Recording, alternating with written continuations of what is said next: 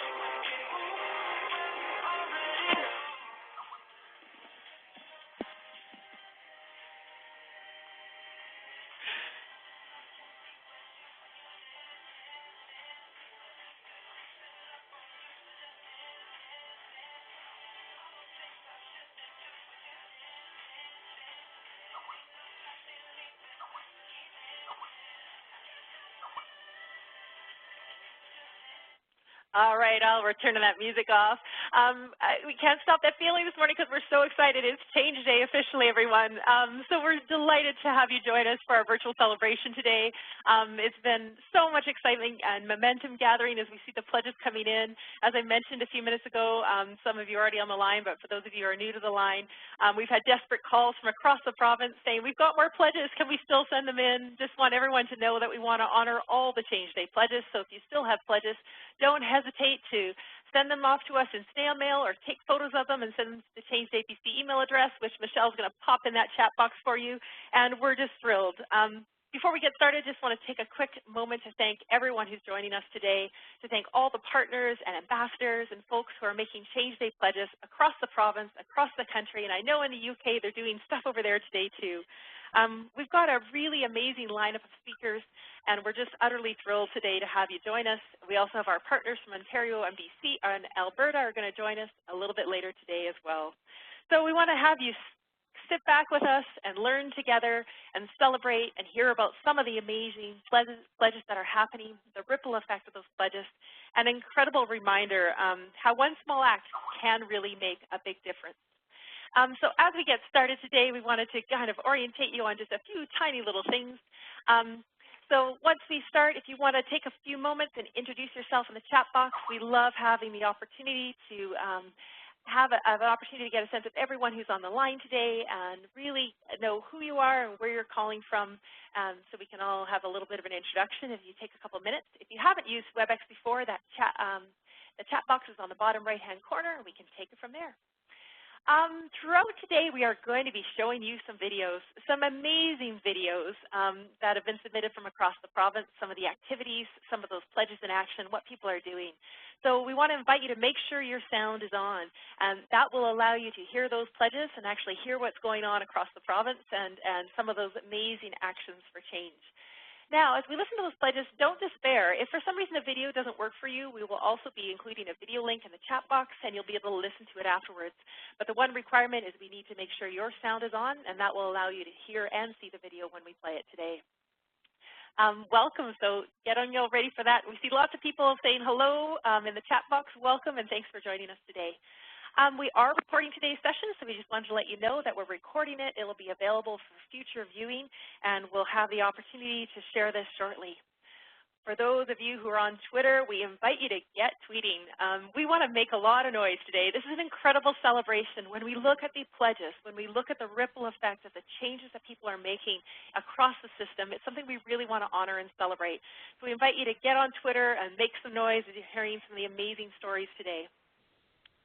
All right. It is with more pleasure than I can probably express in words to introduce our speaker next. Jim is the Managing Director of Healthcare for Kerry UK with over 25 years of leadership experience. So he's a wealth of information on change and transformation. And I've had the pleasure of hearing Jim speak before, and it's amazing. So we're just more than honored to have you join us today, Jim.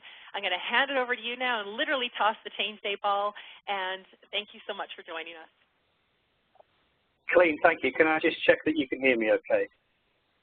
Perfect, Jim.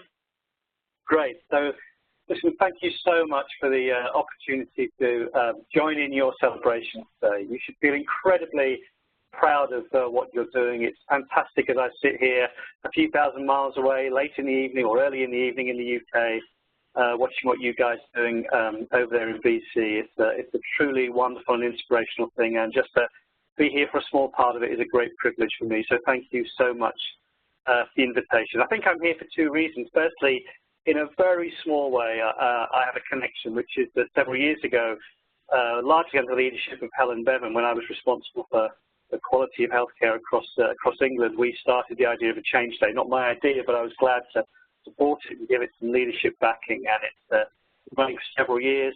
And for us, like for you, it's been in a really fantastic way of just finding a moment to focus all together across the whole system, across, in our case, the country, on what it means to change and make those small commitments to build up to such a big thing. And the second reason I think I'm here is that over the years, I've developed such a strong emotional connection with what you guys are doing over there in Canada and in BC in particular. As many of you know, it's a place that's close to our hearts. It's been a wonderful place for myself and my family to visit, for me to learn so much from what you're doing, and you should rightly feel that you're doing some really international leading work in change.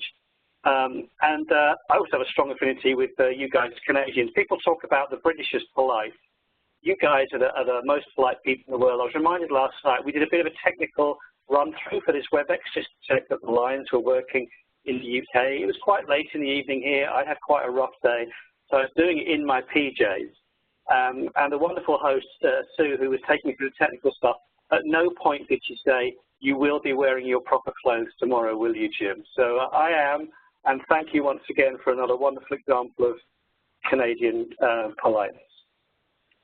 But first off, congratulations. It's amazing to look at what you're doing. So today's Change Day, the sequel.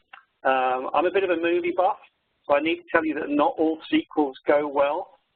So I hope this is a bit less like The Matrix Reloaded and a bit more like Toy Story 2. I'm sure it will be a fantastic sequel. But it was great in preparing for this to look back at what you achieved last year and think how that's going to roll forward with the momentum and the energy for this year. Nearly 8,000 pledges. That's extraordinary. 8,000 people taking the time and the effort and the focus to be committed to this sort of event. And to join in. It was wonderful to see the examples of those, obviously written on old-fashioned bits of paper, but also one of the things you guys are completely extraordinary about, which is the use of social media to amplify the effect of small things. Social media in the world, quite a big thing at the moment. I mean, it's having some negative effect, swinging elections, maybe some elections south of you, I shouldn't say too much. Maybe it turns out in a negative way, swinging an election has led us as a country to take an extraordinary decision about our future. But social media can also and overwhelmingly be an amazing and positive thing. And the way you're using it to take the words of an individual and turn that into something that's effectively a social movement is really amazing. And I was completely blown away reading the document you produced about last year's Change Day. And I know you're going to do more than that this year, but just to say some of the things that struck me, and I'm used to reading lots of reports from our country and countries around the world about things they've done in change. And I guess over the years you get a bit immune, becoming excited about reading some of those things. But I was just really blown away by some of the things I was reading. Let me just share some of the examples. Firstly, the walking challenge. I mean, you all went crazy walking and linking it up on social media. It was so successful that I know personally that Christina Kraus had to break her own leg to stop the walking thing going on and going crazy. So amazing way of connecting people up to a similar aim. I think there were some individual ones, individual comments. It's a bit unfair to pick them out, but they really struck home. Alison, who inserted a feeding tube in her own body so she could get empathy with the feeding regime of her patients. It's an extraordinary act of personal empathy and commitment. And it resonates with me with one of the reasons why when I think about change in healthcare, why change in healthcare can be particularly difficult.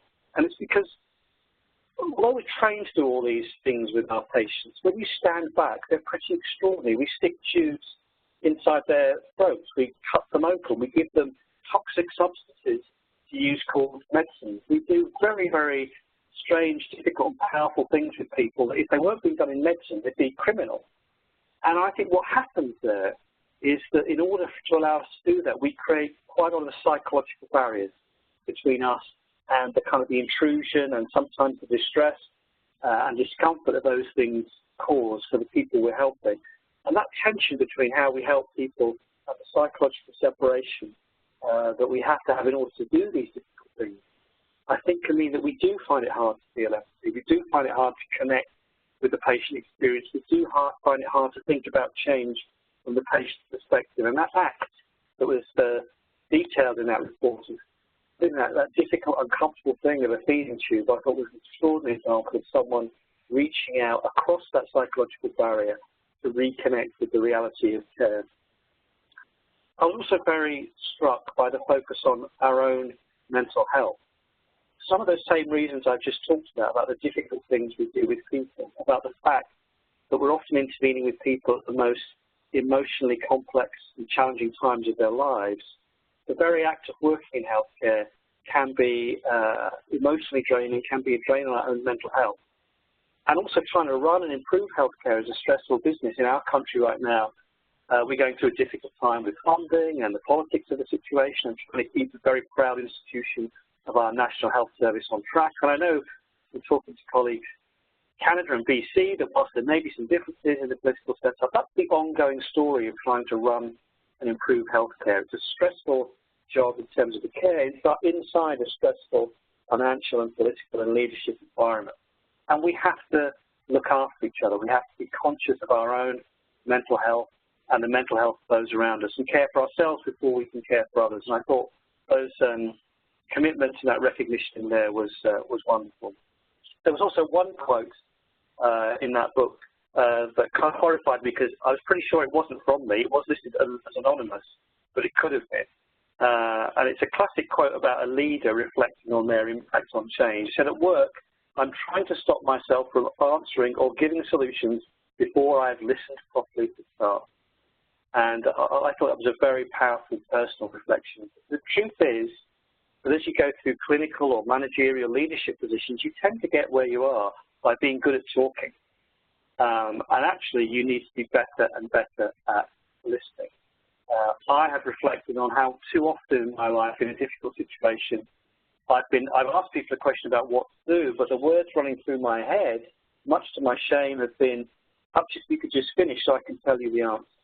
And as a result, the answers have been less complete, less involving, less committed, less deeply rooted in the reality of practice. And so learning, reflecting on listening is really important. And the more as a leader you are given the authority to speak, the more you remember to have the humility to listen.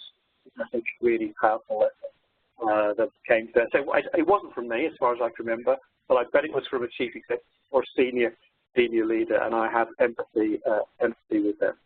So, you know, a really, really powerful story to build on from last year, and I was really struck by it. And just to emphasize Colleen's words that you know, you're creating a social movement. And if you think about the truth of history over the last few hundred years and where really important change comes from, most of it comes from social movements. It doesn't really come from the top, it comes from people. I was reflecting with some friends about some of the deep changes that happened in our lifetime, some of the welcome changes. It was off the back of going to the wedding of a very close friend's son in a same-sex wedding. It was my first same-sex wedding. It was fantastic. I think they needed to do some work on the vows, which were kind of a bit strange. You could see where bride had been decked out and groom had been written over the top, but it was still a fantastic event. And the most wonderful thing about it was how incredibly normal it was, how incredibly wonderfully normal it was in our society. What a huge change that is, because it's tragic to say that, you know, I'm a guy now in his early 50s. When I grew up, people couldn't say that they were gay. They couldn't be gay in the school or in the society or in the workplace. And now in my daughter's schools, it was completely normal for people's sexuality to be different. It wasn't a source of bullying or victimization. We work in a completely open way with people of all different sexualities, and we now can celebrate that in marriage. And that's a change that came from a social movement, from individuals coming together and talking about what matters in their lives. And it's a wonderful example of many, of the power of small voices being connected together to make a difference. And I think that what you're trying to do in Change Day, to take individual commitments, individual things that matter, and turn them into things that matter for your society. Because the healthcare you provide in British Columbia is one of the keystones of civic society in your province. It's one. And you also are recognizing that in the end, change starts with us. The world is full of people who can give you advice about how other people need change. That's what most commentary and most politics is about. It's about pointing across at somebody else and saying, those people over there, they need to change. But real change starts with us. In the end, all change is local. In the end, all change is individual. So I'm someone who's worked running organizations and running systems and even having a leadership role across the country. And you can kind of talk yourself into believing that when you issue policies about change or talk about a direction, you're leading directly to change. The best you can do is to create the environment, create encouragement, create some sense of direction. But in the end, all the change is about the individual people as close as possible to the patients and their families, and including the patients and their families, deciding and being empowered to make that change. And again, I think a fantastic message of Change Day is it's not about the top down, although the environment that's created matters. It's about us deciding for ourselves that the time is now to make that change. So it's great. It's a great day. You're clearly going to have an amazing time. You're clearly going to have a celebration. We did talk about the fact that it's after 5 o'clock in the evening now, and perhaps I could start with a glass of champagne. That would be appropriate. But given that it's only 9:15 out there, we thought that might be a bad message. But you're clearly going to have a great day. But we can be quitters as humans, and we just need to think about how we sustain the changes that you're talking about today. And that's really what I'm going to talk about for the rest of my time, and hopefully leave a bit of time for you guys to ask questions. Of course, there is another Change Day in both Canada and the UK, and that's New Year's Day. New Year's Day is kind of National Change Day when people make all sorts of promises to themselves that they're going to change their lives. And one of the most popular courses, I'm going to get fit, I'm going to go to the gym, and someone sent me this graph from a gym company about the drop-off from people from when they make their commitment on the 1st of January to how they sustain their enthusiasm through the rest of the year. And guess what? There's a drop-off. In fact, if you keep it going for a month, you're much more likely to keep it going for longer. But whichever it is, you need to keep focusing on sustaining it. You know, on that wet Wednesday afternoon when you don't really want to go to the gym, when you're feeling like tired and stressed. It's not enough, wonderful though it is, to celebrate on the Change Day. We need to find ways of going that through, following that through. And so that month drop-off, I just wanted to make one serious but light-hearted suggestion, which is that you use your Outlook now, your email system, and hopefully you can find out, and this is the menu that does it, how you can send a message but delay it being sent.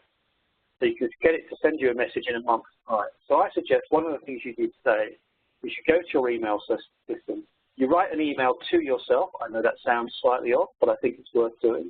And it's an email that you then time to send yourself in a month, in 1 month's time, and that you word it to say, how am I doing on my pledge? Am I keeping up with it? Do I need to refresh and renew? So that we can deal with that 1 month drop-off and find a way of sustaining that energy, reminding ourselves to go forward. So it's a little tip for how to make things just remind you to sustain it well. I do send myself quite a lot of emails, remind myself to do things. Some people have seen that and seen it as a slightly odd behavior when my inbox has quite a lot of messages from myself. But I see it as kind of outsourcing my brain and my memory to my laptop, and it works quite well for me. But then I just want to tell you 3 stories about, the long journey I've had about things that have gone well and things that have gone less well in leading change. And each of the stories is about our responsibility as leaders in sustaining change. Because guess what? Change, wonderful though it is, energizing though it is to start, it's still tough. It's tough to see it through. It's tough to deal with the obstacles and difficulties. And our role as leaders is to sustain it. And by leaders, I don't just mean hierarchical people, the people in the executive suite and all that stuff. We're all leaders. We're all leaders for our patients and for our community of change. And we all have this leadership responsibility to sustain it. And these are 3 very personal stories about things I learned about what it means to sustain that change. So the first is never to be complicit with mediocrity. Never to allow challenges of every day, and there are many of them, to drag us back from our commitment to change towards just accepting that things have to carry on as they are. I've chosen a graph more or less at random. It's a graph of mortality. It's one of the many, many kind of league tables that you and I get that talk about how we're doing. So we'll say that mortality in surgery. And I'm always really struck when people get league tables in healthcare or performance comparatives about the reaction. There's often a very similar reaction. So those people, for example, the people at the bottom of the graph here who have high performance, low mortality in this case, they'll have a celebration. They'll likely talk about how great it is, how proud they are of the work they're doing, and that's a great thing. It's about encouraging and rewarding success. It's a slightly strange thing to have a celebration about killing slightly fewer people than other people, but nevertheless, it's really worth doing. People who are performing badly, they have a really tough time. Healthcare can be quite punitive in terms of regulation and inspection, and political intervention and the media, so it can be a very, very tough time for people at the bottom. But people often don't focus on the biggest group, which is those of us who are in the middle of those distributions. And the reaction in the middle of those league tables is often people say, well, hey, that's okay. They kind of shrug their shoulders and say, you know what, we're not the best, we're not the worst, but we're doing okay. It's a real trend, I think, happening right now in the UK as pressure comes on the system, is people, rather than striving to be the best they can, kind of looking from side to side, and as long as they're in the middle of the distribution, maybe that's okay. Well, it is okay, but it's not leading for high quality. The lead for high quality means that you've always got to be pushing from wherever you are, whether you're one of the best or the worst or in the middle, you've always got to be raising energy, not to accept the middle, not to accept the mediocrity, but to be pushing for the best. And that's not easy. So I've had situations where exactly this has happened, and we've come out in the middle. And I thought, you know, I could present this one of 2 ways to the fantastic, hard-working teams of colleagues I have around me. I could say, you know, we haven't quite got where we wanted to be, but, you know, we were short of staff, and we did have that lack of funding from the ministry, and we had that day when there was snow outside and we couldn't get people in. So we've done our best, and it's not really surprising that we haven't quite got what we need to be. But I think if you say that, people will say, Jim really understands the pressures of the front line. He's really connected to the reality. And in some way, people will quite like him. On the other hand, you could say, which is what I would always try and do, you know, it has been a tough year. We did have those funding shortfalls, and we weren't successful in getting everything we wanted there, and staffing continued to be an issue. In those days when the snow fell, they were really tough. So it's not surprising that we've got some performance issues, but we can't be satisfied with them because our responsibility is to our patients. But even with those pressures, we need to drive forward to be the best and sustain that promise we made to ourselves about the kind of improvement that we want. Now, when you say that, sometimes people say, Jim doesn't understand the pressures of the front line. He's unrealistic. I've even been accused of being a bully, saying those things, of not being responsive to people's needs. But I think that's what it means to be a leader trying to sustain change. There will be setbacks. Frankly, if you've made a pledge and you don't run into difficulties, you haven't aimed high enough in your pledge, and you need to up your game in your pledge. So you will have challenges and difficulties, and you do need to support people, but never to lose sight of the objective even in the face of difficulty. So that's my first really important lesson. The second is that even though this webinar is populated by hundreds of incredibly popular people, wonderful people and positive people, I'll let you into a secret. There are going to be some people out there who are going to be a bit more difficult about the change than you want them to be. See, healthcare is full of clever people.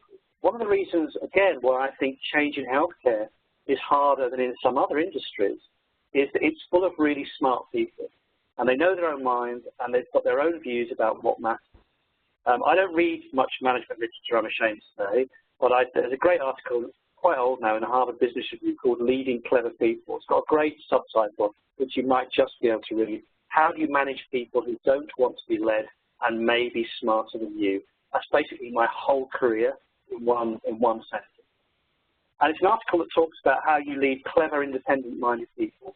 And the truth is that most of the people who are difficult about change are difficult because they care as well, and they're intelligent, and they've got ideas.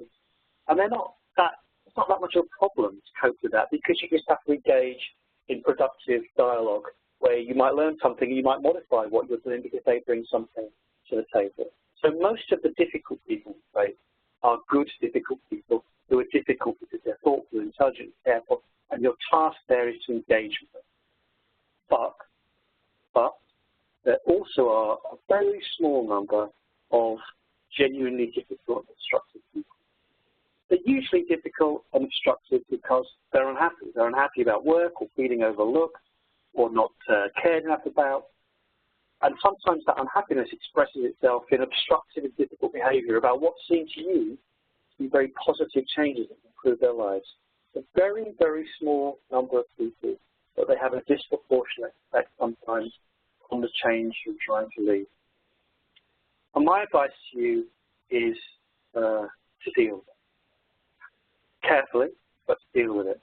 You see, when I was a younger manager and a leader, I was an avoider of those confrontations. I would see it happening. We'd be taking something forward. Lots of people would be on board, but an individual would do things to block, would be dismissive about the initiative behind the scenes, would not comply, wouldn't do what other people agreed to do, would take pleasure in demonstrating to people who weren't complying. And I used to say to myself, well, that's unacceptable, absolutely unacceptable, and I'm going to deal with it tomorrow. Come the management meeting at the end of the week, and we're absolutely going to sort this out. When that person has their annual performance review, we're going to get to the bottom of it. Truth is, it was all just avoidance. I was frightened to deal with the person who was difficult. And of course, the message to people around was that this change that we're trying to do is optional. If you don't want to do it, you've got a get out of jail free card, you can decide not to do it. It was corrosive change process. And so over the years, I kind of trained myself to be much less willing to avoid and much more able to deal with it in the moment. I know when to do it. I know when I have to deal with it in the moment, because there's a small voice in my ear telling me to put it off till tomorrow, put it off till next week. Still gives me a little bit of nervousness in the pit of my stomach. The way I will do it now, when I see those things happen, is to say, as politely and positively as I can, look, I don't really understand what's happening, but that kind of, whatever it is, behavior or response, just doesn't fit with what we're trying to achieve. It's just not right. I'm sure there are reasons for it, but that reaction just isn't right. We need to find a way to understand that and explain it now. I've done that many, many times. You need to know I have never had a good reaction to it. No one has ever said to me, thank goodness you've said that, Jim, because actually I was kind of drifting off there and getting into a difficult space. No one's ever been that positive. Only on a minority of occasions it led to a real breakthrough. In other words, someone's helped me understand why they're so unhappy. I've been able to respond to that. We found a way together of addressing their concerns. It has happened, but I'd be lying to you if I said it was the minority. But in every case, it's helped people understand that the change we're talking about for our patients, for the sustainability of our healthcare services matters. And you don't just get to opt out of it because you think you've got a particular view. You're very welcome to engage, debate, take it forward, to amend it, to make it better, but not just to say I'm going to obstruct and be difficult. So within reason, and I don't want you to leave this webinar and go to that person who's been frustrated for 2 years and say, I've just heard a webinar now and I'm going to tell you what I think all of you for the last 5 years. Please be careful, please stick to the rules, please be polite and positive. But we can't afford for the change we want to have too many people opting out, and we all need to be braver, I think, about dealing with a very small number of obstructions. And then thirdly, we need to learn to reward the routine. So many of the changes that you list in Change Day, they're typical of the changes we're trying to achieve overall in healthcare, are about trying to turn ourselves into a service in which we prevent more, we're healthier, we do more upstream. But there's a problem with that in our mindset, and it was brought home to me by this story. This is a very evocative photograph for me. A guy you can see there is a guy called Mike Proctor. He was my director of nursing when I was a hospital CEO in the wonderful city of York, where I still live. And that photograph was taken the day after we had a major fire in the hospital. I was at home in bed at night, and the phone went at 2 o'clock in the morning, which of course is never a good time. And it was the hospital switchboard to say, we're awfully sorry to bother you at home, Jim, but the hospital is on fire. Do you want to come in? I said I would. And what happened was a very sad story. A guy with drug and alcohol problems who was well known to us, regular attendant at the hospital, come in to the emergency department, query overdose. We'd admitted him for observation. He'd come to in the middle of the night.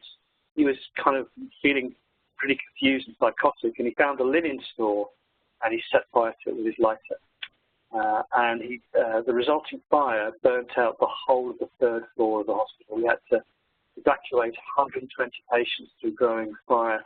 2 last patients were evacuated through smoke and flames by 2 young nurses. And this guy, by this time, who was obviously under the effects of drug and alcohol, had found a knife and was wandering through the rest of the hospital. He was subdued by some young junior doctors. So you don't need to tell me how terrifying and dangerous a hospital fire of any size, let alone of that scale, can be. Thank goodness everything worked and everybody was safe. And what happened next was amazing. And I arrived as the chief executive and started giving instructions about how we were going to reorganize our clinics, our clinic schedule, what we were going to do about surgery the next day, how we needed to rehouse these patients, deal with the media, sort out anxious relatives, and I needed to do nothing because staff were completely extraordinary in coping with a very significant crisis. In a crisis, healthcare staff are the most extraordinary people in the world. They move mountains to make everything right for that day and the days that came to get the hospital back on its feet. In a crisis, healthcare staff are amazing. I'd maybe go a bit further than that and maybe upset 1 or 2 people to say that actually in healthcare, we quite like a crisis. We quite like our emergency department to be really busy and for us having to do things and react and save lives and deal with the emergency and the rescue. And sometimes I've even felt in a way that perhaps I really will lose support from some of you watching the webinar. Sometimes I feel that we're a bit addicted to crisis. We have a media, whenever the media portrays us in healthcare, it portrays us resuscitating patients and doing all sorts of extraordinary things. And of course, when you need that, it's really important. But what we really need to orientate our system to, whenever we can, is calm, organized, routine, preventative care. That's the future. I don't know if you've had, I'm sure you have the experience that I've had of kind of crossing the line and becoming a patient. So I was seriously ill. I had a serious heart attack quite young in my life. And I can tell you that when you're a patient, even when you're going through the very acute part of that care, you know, the angioplasty and the care in the emergency room, it really matters to you. There's a sense of order and routine and calmness. People know your name and they can explain what's happening now and what's going to happen next and what's expected. And as we take forward these pledges, which seem to be overwhelmingly about creating a system in BC, as we try to in the UK, that's about calm, order, preventative, routine care, We need to recognize that there just isn't as much buzz about it. There's not as much buzz about preventing an illness as there is about rescuing someone from an illness. Patients don't bring you bottles of whiskey and champagne and cards for the thing that didn't happen. They bring it for the thing you've rescued. And as leaders of change, we need to recognize that we need to reward the routine. When we had that terrible event, we applied for and got National Bravery Awards for the 2 young nurses who evacuated the last patients and the junior doctors who subdued the patients. We had a wonderful ceremony in the atrium of the hospital, and we had national celebrities there, and we celebrated the recovery of the hospital, that event. We gave these National Bravery Awards to these staff. And as we walked back from that wonderful event, Mike Proctor, who's there on that photograph, said to me, it's great that you organised that, Jim. It's a wonderful thing.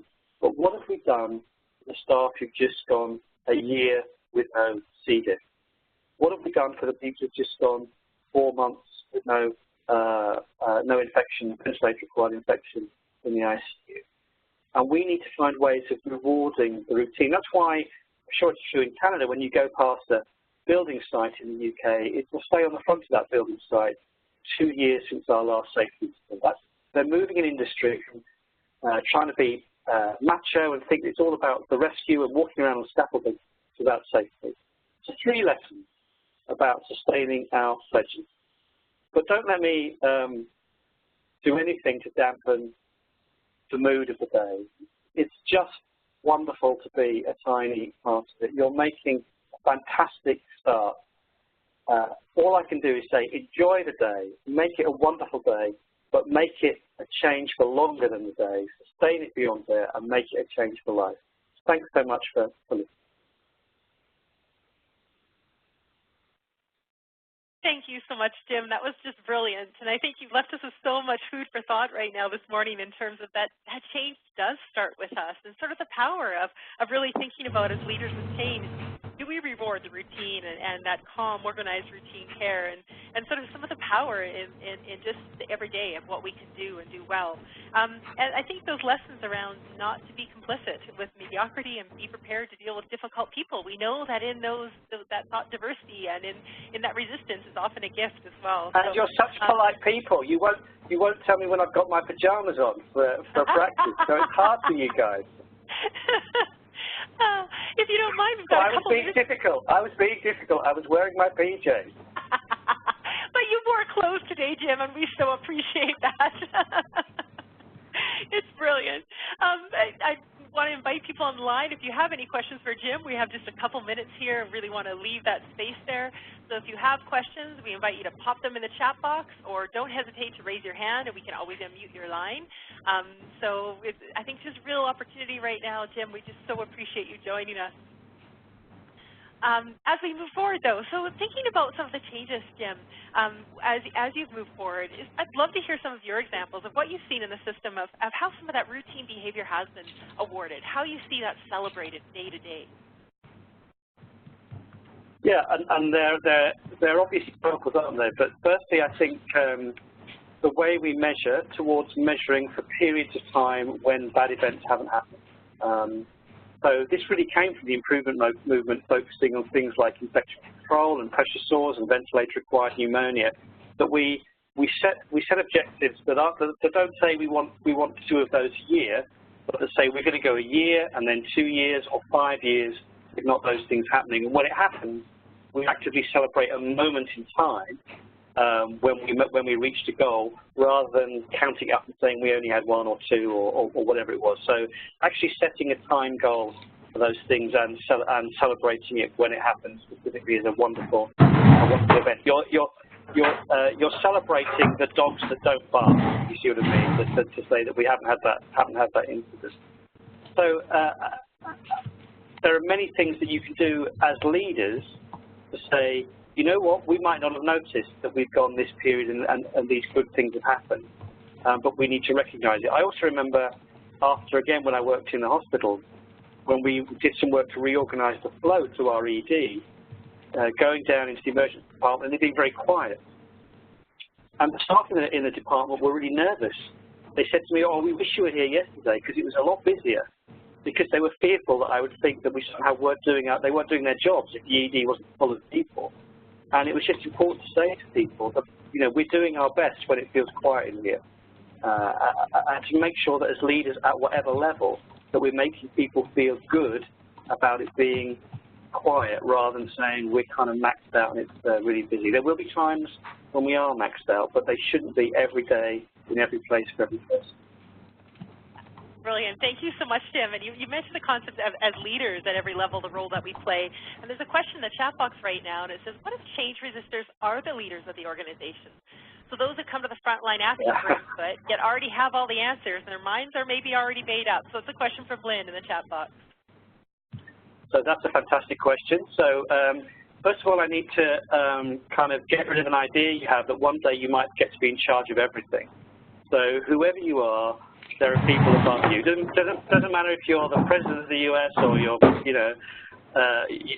whoever it is, there are people and influences around you. You can't control it all. You can only control what you can control. So clearly, you might be in an environment that's not very conducive to the kind of change you're leading. You've got two choices there. You've got the choice which I would recommend most of all, which is I have to figure out what I can do in my space and get on with it. Wherever I've been working, there are people who maybe want to support you, but also people above and around you who are an obstacle. And mostly, what being a change leader is, while you're making these pledges, you take your own responsibility to make the maximum change you can in that environment. Secondly, you have to try and influence them. It's worth the effort to try and get them to create a better environment. You may not be successful. And your last choice is maybe that's not the right place to work. If you're really committed to that change and this is an organization that doesn't want to do it, then maybe you had to move on. And I had a big choice 2 or 3 years ago when I was trying to lead some change and I couldn't get the support to make it happen. And in the end, it wasn't necessarily the fault of the people above or around me, it may have been my responsibility that I couldn't convince people. So I had to find a new environment because I was driven to try and make the changes, and so I moved on. But mostly, you have to figure out what you can do where you are. That's the reality of change in all of our lives. Where I am today, what can I do? And that's why Change Day matters. It's not saying the government needs to change or the policies around you need to change. It's saying in my space, with the things I control, with what I'm responsible for me, what can I change and make better? And I think that, thank you so much, Jim. It's that the whole reality that change starts with me, that we have that ability to make that difference wherever we are and whatever level of leadership we are, a point of care leader, a senior leader in the organization, or the President of the United States, as you described. Brilliant. That example. We'll just leave that one for now. Prime Minister of Canada, thank you so much to everyone for joining us. Jim, we cannot thank you enough for taking the time to be here today. We're going to keep us on schedule, and we're going to hand it over to Sue to watch one of our amazing Change Day videos. But before we do that, I just want to thank you so much, Jim, for sharing your knowledge. Thank you. Have a great day, BC. Have a brilliant day. Thank you so much, Jim. So the amazing BC Emergency Health Services has been an incredibly active partner for Change Day this year, and some of their folks at the point of care got together and they made a Change Day video about some of their pledges. So we're going to hand it over to Sue now and show it. So for those of you on the line, please make sure your volume is on if you want to hear it, and if you can't, don't despair. We're going to post the link in the chat box so you can see it later.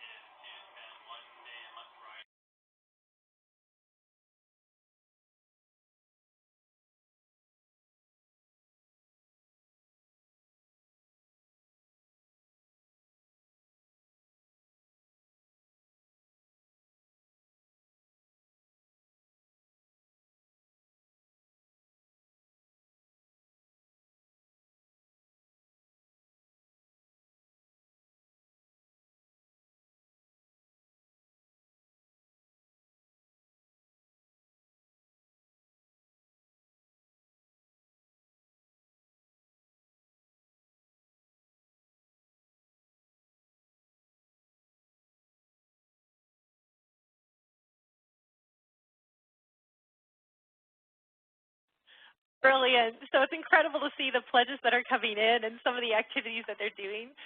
Love the point of care team who shared what they're actually doing with BC Emergency Health Services in terms of some of their pledges that they're making to the patients they care for and their colleagues in the system.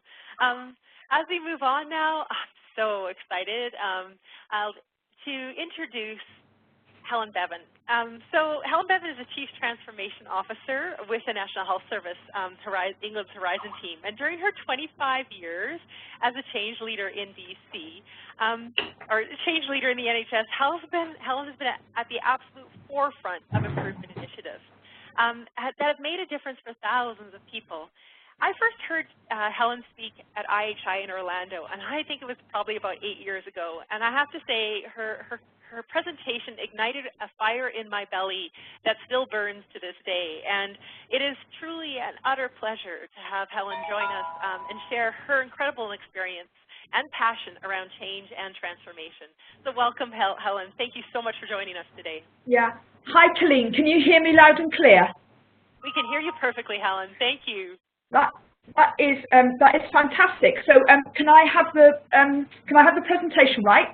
And then I'm ready to go. Fabulous, fabulous. So I'm very, very happy to be with you today. And the theme that I'm going to talk about is be the change. Now, you know, when we talk about be the change, we always associate that with Gandhi and, you know, be the change you want to see in the world. So what I thought I would do in this presentation is offer you a Gandhi sandwich, okay? So we are having Gandhi at the beginning of this presentation, and he's coming back again at the end, because, you know, in terms of being the change that you want to see in the world, you know, I think you have to do it that way. And the other thing that I would like to say is I was very pleased to hear Jim Easton talk about his pajamas, because I was having a Gandhi theme. I'm actually going to carry on with Jim's pajama theme, but more about that later. Okay, so let's start off. Okay, here I am standing with a statue of Gandhi. Okay, so the question is, where am I? Okay, if you know or you want to guess, where am I with a statue of Gandhi? Will you put something in the chat box? I'll be so amazed if anybody knows. You could just guess. Anybody like to guess? Enrique, that's a really good guess in the UK, but no, I'm not in the UK. And I'm not in India or Delhi or Holland. No, we're not even warm. Right, Canada's nearer, but it's not Canada, but Canada's nearer. Yeah, Lisa's got it. I'm somewhere in the US, but it's not New York. I'll tell you where I am. I'm in Orlando, okay? So just like Colleen, I was at the IHI forum, and I went for a walk in the park, and I met Gandhi. So what I want to start off by telling you about is my pledge. So we in England this week, we're having our equivalent of Change Day, but we're having a whole week of it. So today has been the very last day of our change work week, and we have a theme about being fab. You know, because so much in our system, you know, is about you know, people feeling overwhelmed and things are difficult, and yet our system in the National Health Service in England is full of fabulous people doing fabulous things. So we have a fab theme. So to tell you about my pledge, okay, my pledge is about building my fab team. And this is a sketch note that my team, Horizons, we put together. And we worked with lots of people across social media to say, what do we know about fab teams? And then we compared what people had said to us with what we could find in the literature. And then we brought an expert panel together to create this sketch note around 10 things that fab teams do. And we've been using this as the focus of our Fab Change Week activities. And you know, the things that I've been focusing on are number 10, which is about, you know, what can we do even more, and what can I do as a leader to support my team to be even more highly productive, because we know that the sum of everybody coming together is much greater than its parts. And I've also been focusing on number 9, which is about achieving a win-win for all team members, because we know that in a great team, you can't have winners and losers. You know, it's got to be win-win for everybody. And our little team of fab teams have taken off so well this week that we're really happy about it. So let's get down to my topic about being the change. So the first thing I want to do is I want to talk about some of the themes and trends in the bigger world out there, things that are happening across the world that are making a big emphasis on, or they're having a big impact on our role as change agents and change leaders, and I think make a big difference in terms of being the change that we want to be in the world. So I want to talk first of all about 3 themes around the way that change is changing that have a significant impact on our ability to be the change. So I'm going to talk about the first 2 together. The first is that when we look across the world, whether it's in the healthcare system, in multiple industries, what we see consistently is that change is becoming increasingly large-scale, disruptive, quicker, more in-depth. And what we're also seeing alongside that is what I'm calling here an acceleration of connectedness. And what we mean by that is, living in a digital world is massively impacting on our ability to connect with and build relationships with other people. And we only have to look, for instance, at how we communicate. Compared to 10 years ago, we can just connect, collaborate in so many different ways. It's changing our relationships. It's changing the way that we go about, learning things, about how we collect knowledge. And every one of us can connect with virtually anybody in the world, with very little cost, very little effort, and it's massively changing the way that we go about change. And what we're also seeing alongside this is some, I think, new and emerging social analytics, social network analytics in organizations that, again, are really changing some of the ways that we think about change. This comes from an organization called Innovisor, and what their studies show is that in a typical organization, about 3% of the people in that organization or system influence, they talk to 85% of the other people. So maybe some of the ways that we thought about change before, where we push it down as a hierarchy from the top of the system, maybe we need to rethink some of that, because actually, if we can find our 3% and we can work with those people that are so strongly networked and connected with other people, it makes change a lot easier to do. And what's interesting as well is about 10 days ago, I found some more research, and what it also showed us is that the 3% rule applies for social media.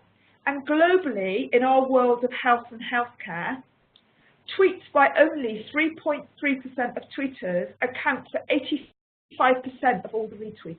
So, this very, very small number of people who are making a massive difference in terms of social connection.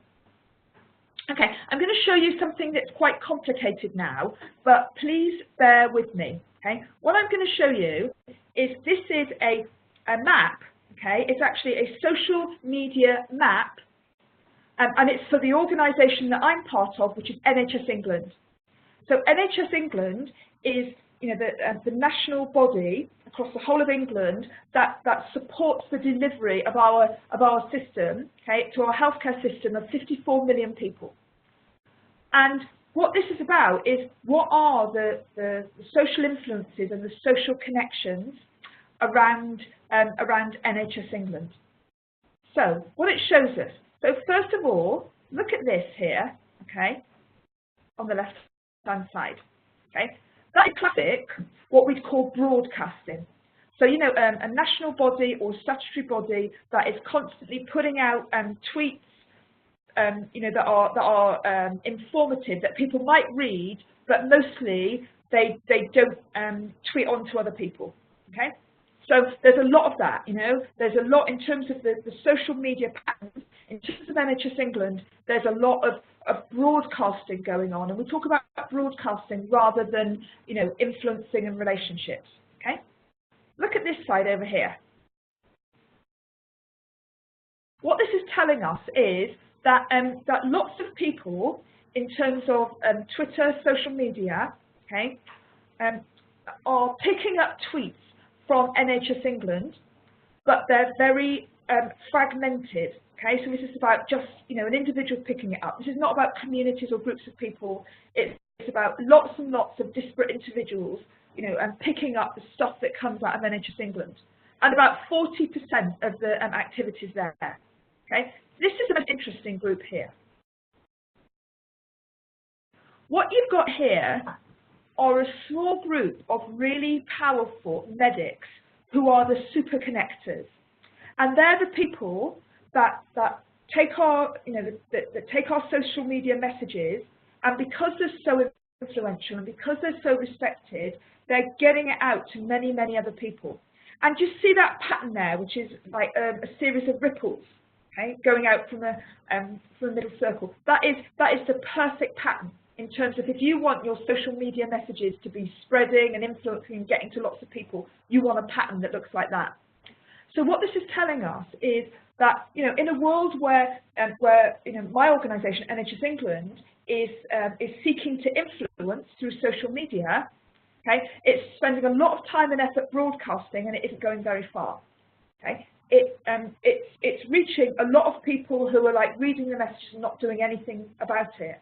And in the middle, you've got this really powerful group of medical social connectors. Okay, they're virtually all doctors. Some of them are nurses as well. And they're really getting the messages out in ways that most of us couldn't dream of. So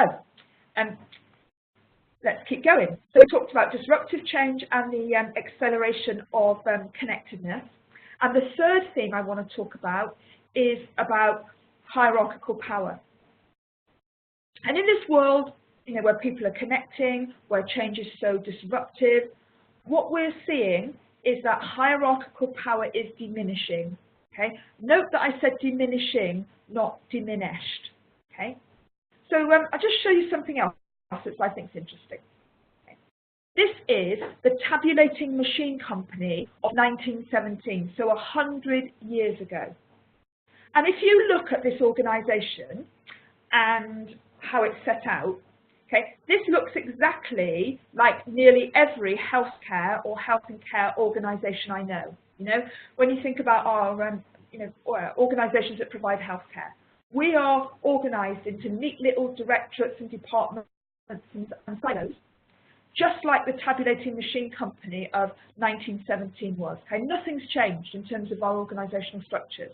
Okay, and that in our very fast-moving, disruptive world is problematic. You see, in 1917, when hierarchies like this were developed, it absolutely made sense because it was a world that was much more slow-moving. There wasn't a lot of change going on. You know, work was very stable. What change there was happening incrementally, and in that world, it absolutely made sense, you know, to organise people in these nice little separate departments because that was a great way of getting the work done. However, in our current world, you know, where change is happening so quickly, where everybody is connected to everybody else and needs to be, as a prevalent model for making change happen, it just doesn't work as well. Okay? What we see is, first of all, that when you're trying to push change through a hierarchy, it's incredibly slow. And another thing that happens is the very nature of hierarchy means that it makes us risk averse. So I think what I'm saying is that way of organising just isn't as relevant now as it used to be. And again, here's some more data from Innovisor. You know, what we're seeing here is that, you know, we can take the classic organisation chart in terms of how we're organised, but our real organisation is very different. So when we think about, you know, be the change you want to see in the world and how we operate as change agents. The way that we would operate as change agents in the 1917 tabulating machine company is very different to the much more social and connected way that we are going about change today. And just something else to show you here, okay? This is, again, some more data from Innovisor, okay? 2005. What you saw then in organisations was that only about 1 in 10 people that were, working in directorates and departments needed to connect with multiple people from other departments on a day-to-day basis.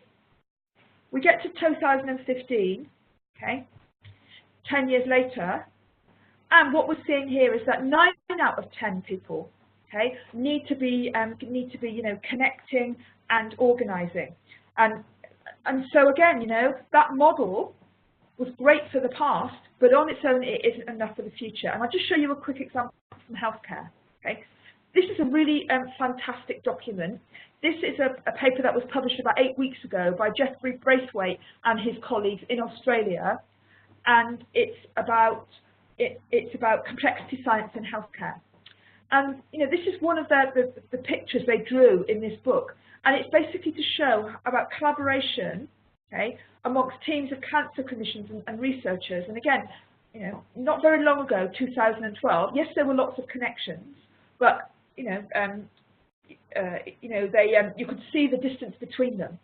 And you get to 2015, and just in 3 years, okay, just to the sheer complexity of the work and the connections and so on, our world has become increasingly complex.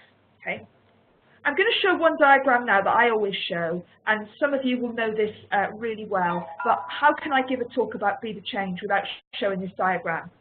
And what we've got here is just looking at, again, in terms of our role as change agents, the difference between old power and new power. So old power is like a currency. It's like money. A few people have got a lot and most of us haven't. So it's formal power in organisations. It's held by a few people. We push it down in the organisation and we command people to do things. Okay, you have to do this because it's the emergency room target. You have to do this because it's the quality standard. You have to do this because it's the operational goal. The thing about old power is that it's closed. And what we mean by that is that if the leader of a hospital system in BC is doing work with leaders of the local community, okay, the chief exec can't command the community leaders to do anything. The hierarchical power, the formal authority, largely ends at the doors of the healthcare delivery organisation. And old power is largely about transactions. It's about holding people to account. It's about governance mechanisms, systems and processes. Let's contrast that with new power. New power is like a current. It's like a source of energy that's made by many people coming together who have the same aspirations and goals and want to make the same things happen. And the thing about new power is that we pull it into our organisations. It's shared and it's open. So the more people that are mobilised to our calls, that join our movement, that share our values and our goals, then the bigger our power gets.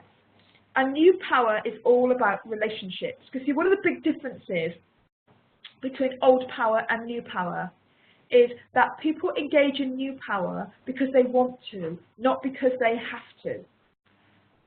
So it's very, very important that when people are giving of their own time and their own effort very freely, that it's built on strong relationships and particularly on trust.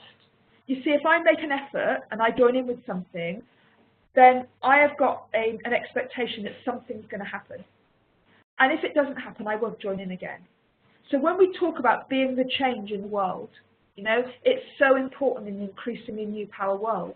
Because if we're not authentic, if we're not trustworthy, if we don't follow up with our actions, then people aren't going to join in again. Now, I get to work with and link up with many futurists and new thinking practitioners and researchers. And a lot of them are forecasting the death of old power. I don't think that old power will be dying in any healthcare organisation that I know anytime soon. Okay. However, what we're seeing increasingly is the layer of new power coming onto the top, and I think it's creating all kinds of opportunities for us as change agents. And I'd say where we need to be operating is in that very difficult, zigzaggy place in the middle, you know, working with both. I know so many amazing change agents who are doing great work at the front line of care in new power ways, but because they're not linked into the old power system, you know, they can't get anywhere, you know, they can't take their work forward, they can't make it happen on a bigger scale. I also know lots of people, lots of leaders in an old power world who are trying to make very big change happen in systems through targets and quality standards and regulation and quality assurance. And the reality is there's not really any evidence in the world of systems transformation happening largely on the basis of old power on its own. Okay? We have to be working with both. This, by the way, comes from a new book that is going to be published by Jeremy Hyman's and Henry Timms in early April 2018. And this book has already been sold into 60 different languages, even though it hasn't been published. And I think this book is going to be the leadership publishing sensation of 2018. They first wrote an article about old power, new power in the Harvard Business Review in December 2014, and it was like the best read article of the year. So you heard about it here first. Okay. Couple more things. Do you remember at the beginning I said to you that 3% of people in an organisation will typically influence 85% of the other people? Well, you might say to me, are they the formal leaders? Okay, and when we talk about list A people, we mean the people that are in formal leadership roles in old power ways. What the Innovisor research shows is that people in formal leadership roles will typically make up about 12% of the people in an organisation, but they only drive conversations with about 55% of other people. Okay, so many of those 3% are people that operate in very new power ways.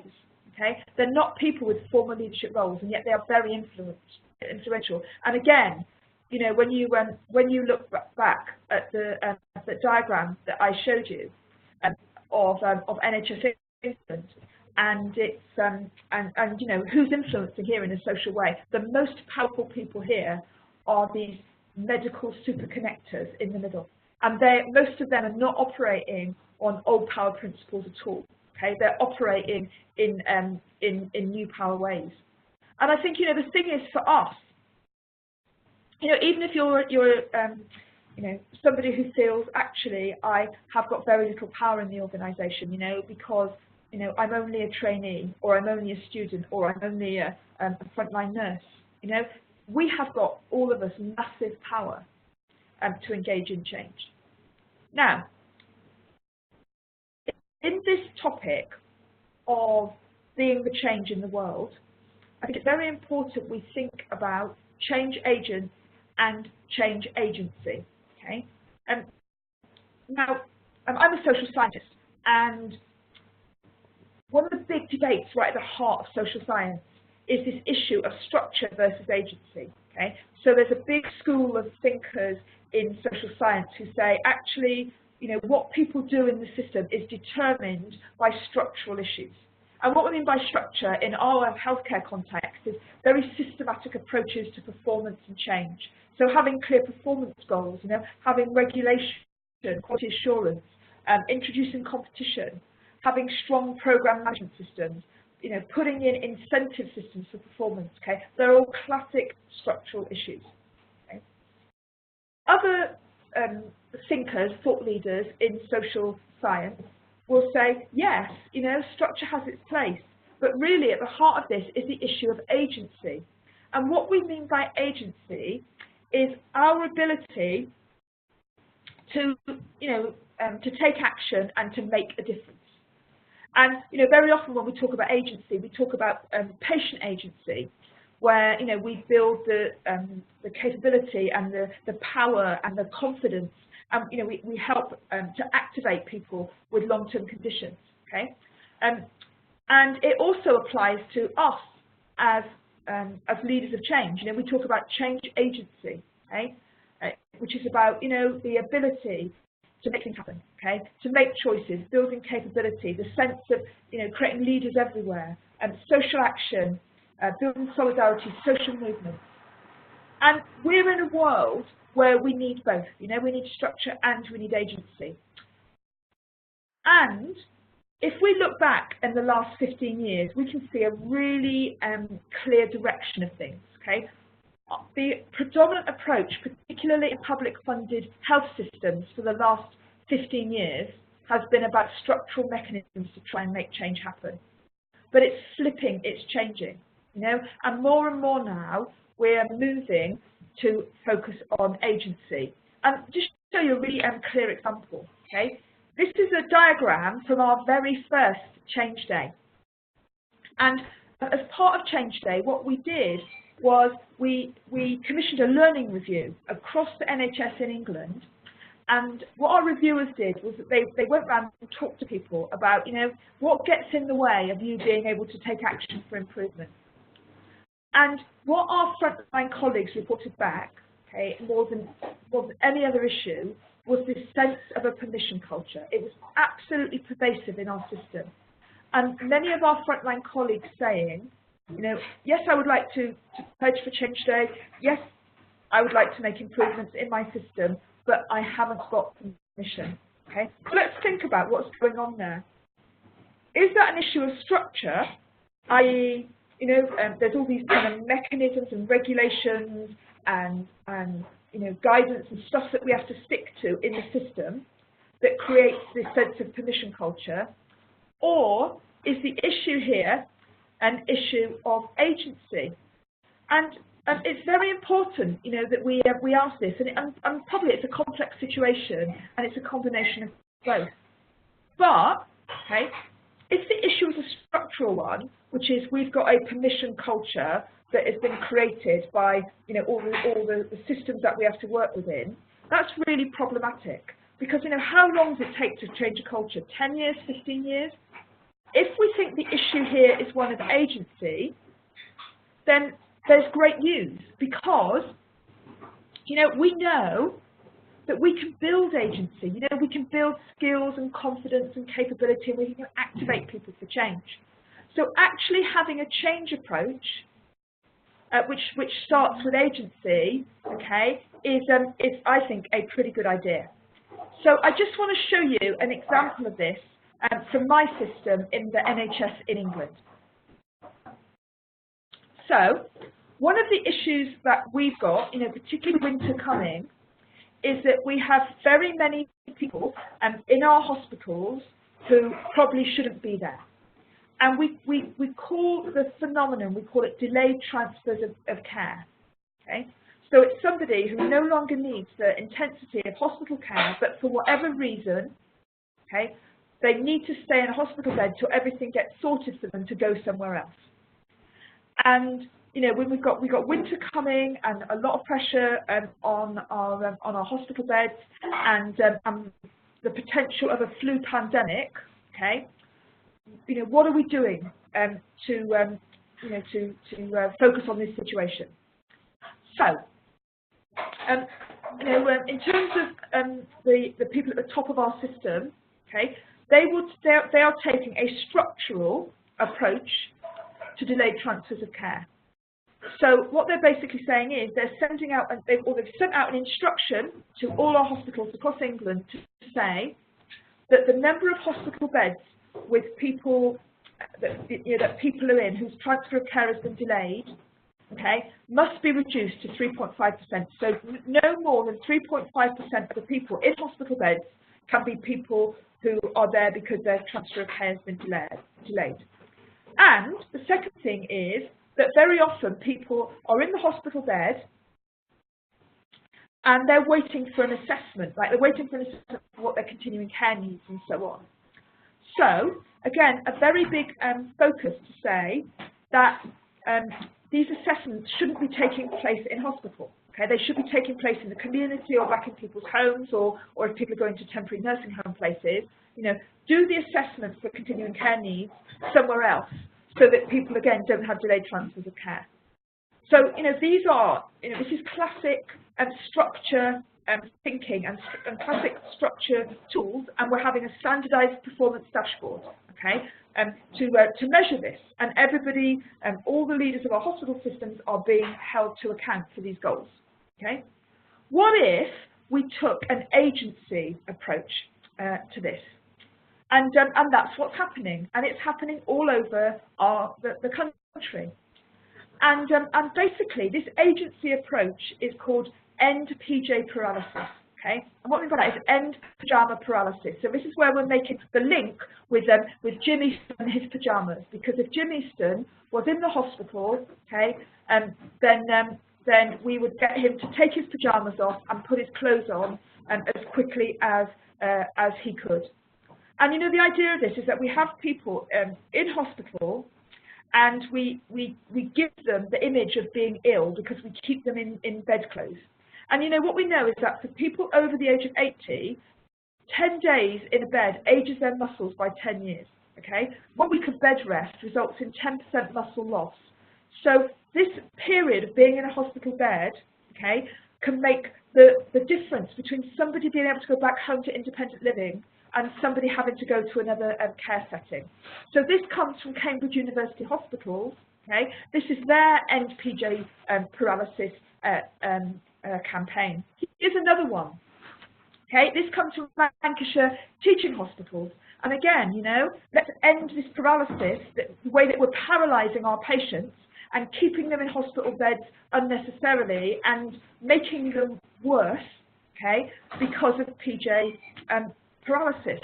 So what started to happen, and we see it here, is the staff went to the nurse leaders and said, can we have days of action for end PJ paralysis? What we actually want to do is we want to wear our pajamas to work. So the nurse leaders said, fine. So this is something here that Lancashire Teaching Hospitals did on the 24th of March. So here's Royal Devon and Exeter Hospitals, where, you know, all our staff are wearing their pajamas and their nightclothes to work in solidarity with our patients and to make the point that we need to end PJ paralysis. And again, here we are at East Sussex Healthcare, okay, doing our jobs, wearing our nightclothes to make that point. And you see, there's a bigger point here.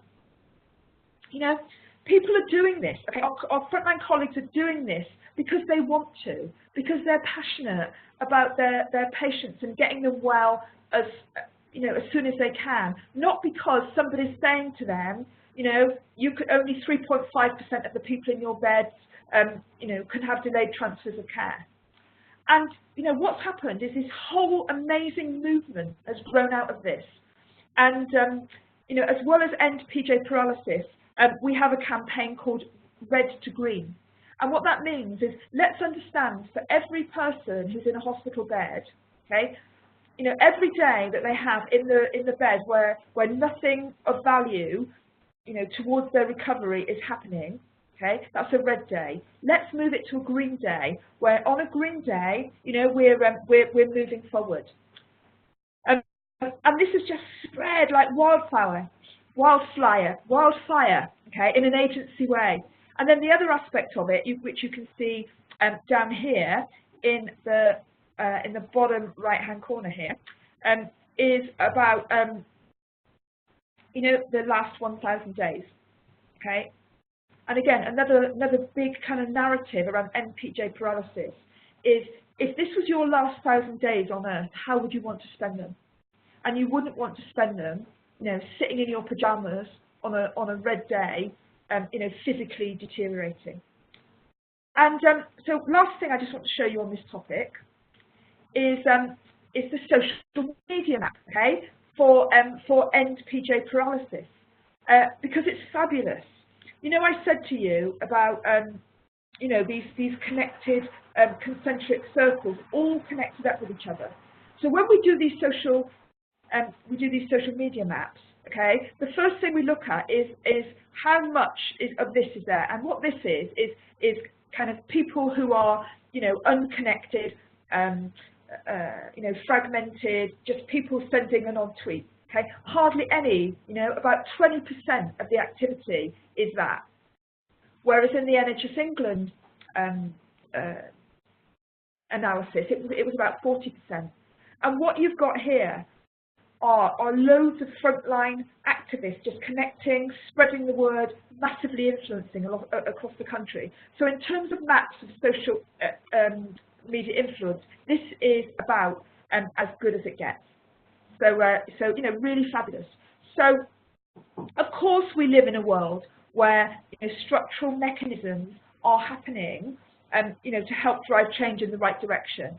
And we need to be that change in the world. You know, we need to be those change agents who utilise this change agency and make, you know, positive improvement happen. And we don't need to wait for permission. So I might just stop there for a moment, just because I've been talking a lot, just to give you a couple of minutes. Okay, what's your kind of reactions to what you've seen so far? What are your questions? You'd like to put some in the chat box?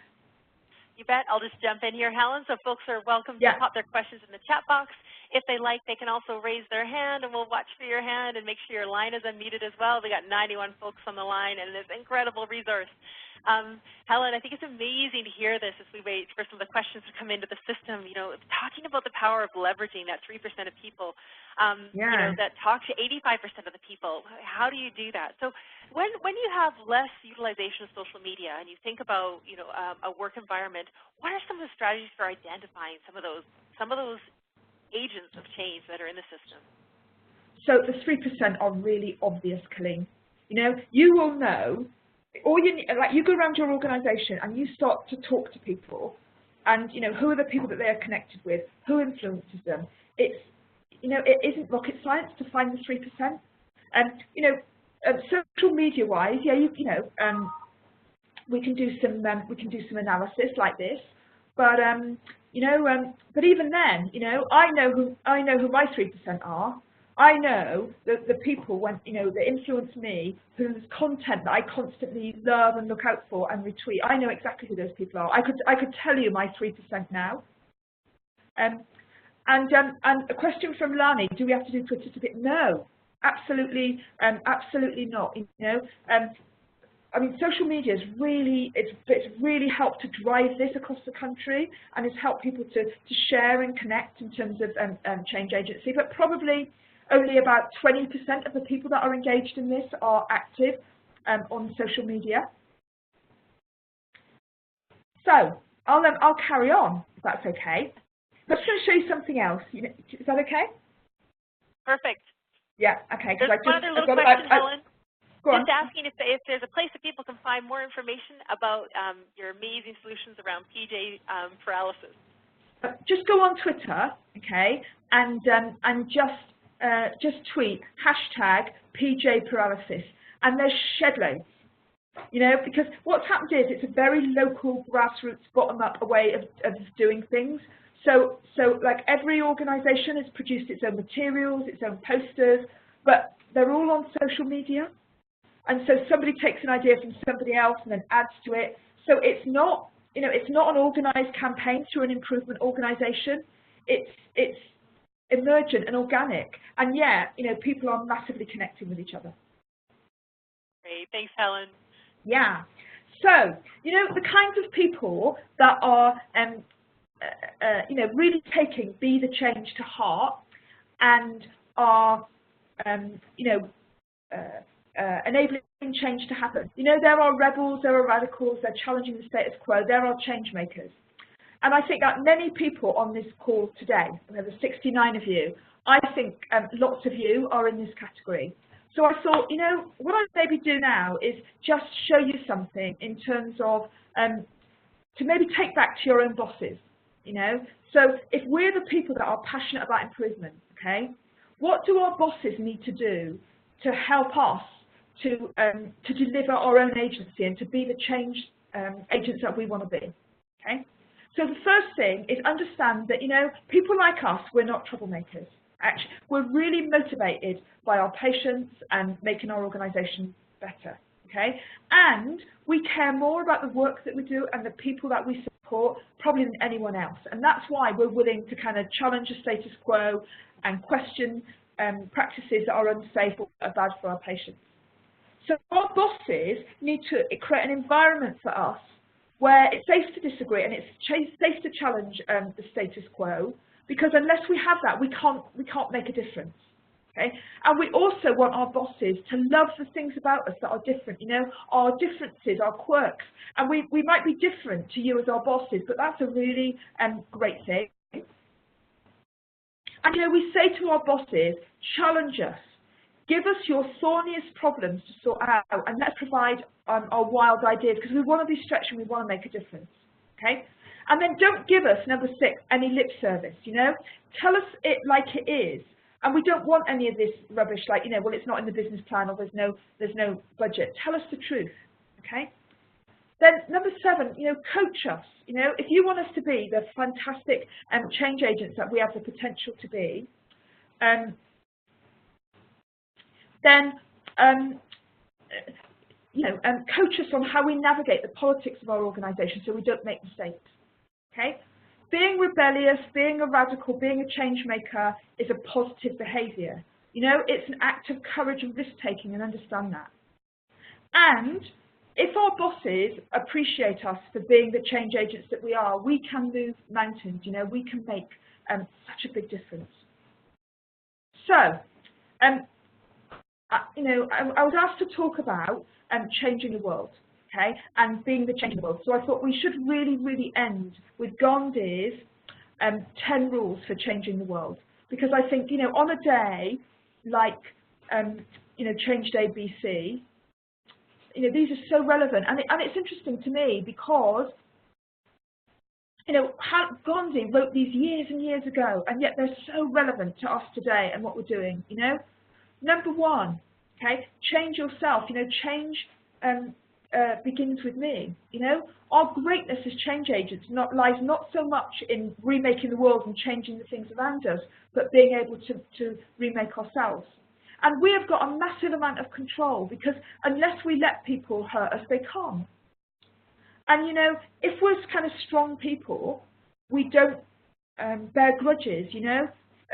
Weak people can't forgive, but strong people can. And it's all about action, you know, it's all about making a difference. It isn't about preaching and telling people what they should do, you know, it's about practice. And then number 5, you know, it's about taking care of this moment, you know, that, you know, we can say what's going to happen next month, what's going to happen the month after, what's going to happen the year after. But actually, if we take care of this moment, then it's, you know, it's the best thing that we can possibly do. And then 6 to 10, okay? Number 6, okay? Everyone is human, every one of us. And people will let us down because they're human beings, and that's fine. Number 7 is about persisting. And I think that relates to, I think, one of our favourite quotes from Gandhi, one of his most famous quotes, you know? First they ignore you, then they laugh at you, then they fight you, then you win. And I know from my own experience as a change agent, okay? You know, I've felt that many times, okay? And the next thing is, number 8, you know, always assume that people have got a good intention, a positive intention. And you know, help people and support them. And again, try and find out why people feel the way they do, or they're taking the actions together, you know, and then getting along with people. And number 9, I think this is so true in terms of being the change that we want to see in the world. You know, we need to be congruent, you know, about being, you know, consistent with what's going on, and being authentic, being our true self. And I think, again, you know, this idea of happiness is when the things that you're thinking and the things that you're saying and the things that you're doing every day are in harmony. And, you know, how do we make that happen? And then number 10, absolutely, is about continuing to grow and evolve and learn, because that's the law of life. So, I mean, you know, be the change. What beautiful and inspiring rules for changing the world, and how timeless they are, okay? And I've got 2 minutes. So I just want to say one last thing, and this is from another of my heroes. And this is from Donna Bevan. Now, Donna Bevan was... Audio. Can you hear me? Can you hear me? Re-sign in or something? Hi, it's Helen. Can you hear me? Yeah, Helen, we can still hear you. We'll just try to get that other line muted. Okay, sorry. So I'll keep going because I'm nearly there.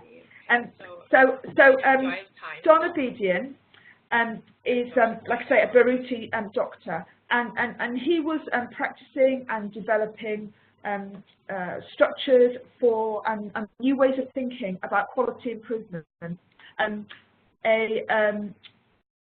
You know, 50, 60 years ago. And it's interesting because people think about Donna Bevan, you know, we learn about him in quality improvement school. And what we think of Donna Bevan is about, you know, structures and processes of change. But what Donna Bevan says is, yes, we can have all the structures and processes in the world, but if we don't start from a place of love, then it's pointless. And I just think that's such great advice. So, you know, for every one of us as a change agent seeking to be the change in the world, okay, let's start from the place that Donna Bevan says, let's start from a place of love. And thank you. Thank you, Helen. I can't tell you how thrilled we are to have you here today, one of the founding folks of Change Day itself and the NHS, and you were so helpful as we headed off on our first Change Day journey in 2015. And I feel like you've equipped us, you've armed us to guide us along this journey, and we're armed with those 10-year rules. And so really, and thank you so much for sharing with us today, Helen, for joining us and really arming us with that information, and inviting everyone on the call to head off and apply and leverage that agency that we can use to actually help support change and transformation. Truly an amazing presentation, Helen. No, thank you. And I really wish you, you know, the very best. You know, I'm humbled by the things that you are doing, and just, you know, all these small activities that add up to really, really big change. So I just wish you a fabulous day. And, thank you goodbye. So much, Helen. Yeah. Yes. Thank you so much. Truly an inspiration. And thank you for joining us today, Helen. Hopefully we'll see you in person soon. Bye-bye. Yeah, I hope so. Bye. Take care. As we start on this journey, it was incredible to hear Helen. We've got this wonderful food for thought. When we think about the 10 rules for change, when we think about our role of agency, it seems so appropriate to move into our next speaker. Kerry Campbell is definitely acting with agency as we look at her role as the leader for quality, patient safety, and accreditation with BC Emergency Health Services. You know, BC Emergency Health Services, with Kerry's leadership, have been superstars in the Change Day campaign, really blowing us away with their activities. If you've been watching Twitter, creative uses of who doesn't like Brian Gosling in a tweet about Change Day, really blowing us away with some incredible activities and action around Change Day. So we can't wait to hear more about some of the engagement strategies that Kerry's used as she's moved along her Change Day journey with her team at BCEHS. So welcome, Kerry. Thank you so much for joining us today. Thank you. Can you hear me? We can hear you perfectly, Kerry. Thank you. Okay, wonderful. So I might need, do I have the ability to click through? Okay. So hi, everyone. I'm Kerry Campbell, and I work for BC Emergency Health Services as their leader in quality, patient safety, and accreditation. And I was asked to be here today to talk about engagement strategies for positive change. So what EHS has done throughout this campaign, and I mean, I had no idea when I signed up that I was going to follow Jim and Helen. So I have some big shoes to fill. So let's go through this. So first off, who is BC Emergency Health Services?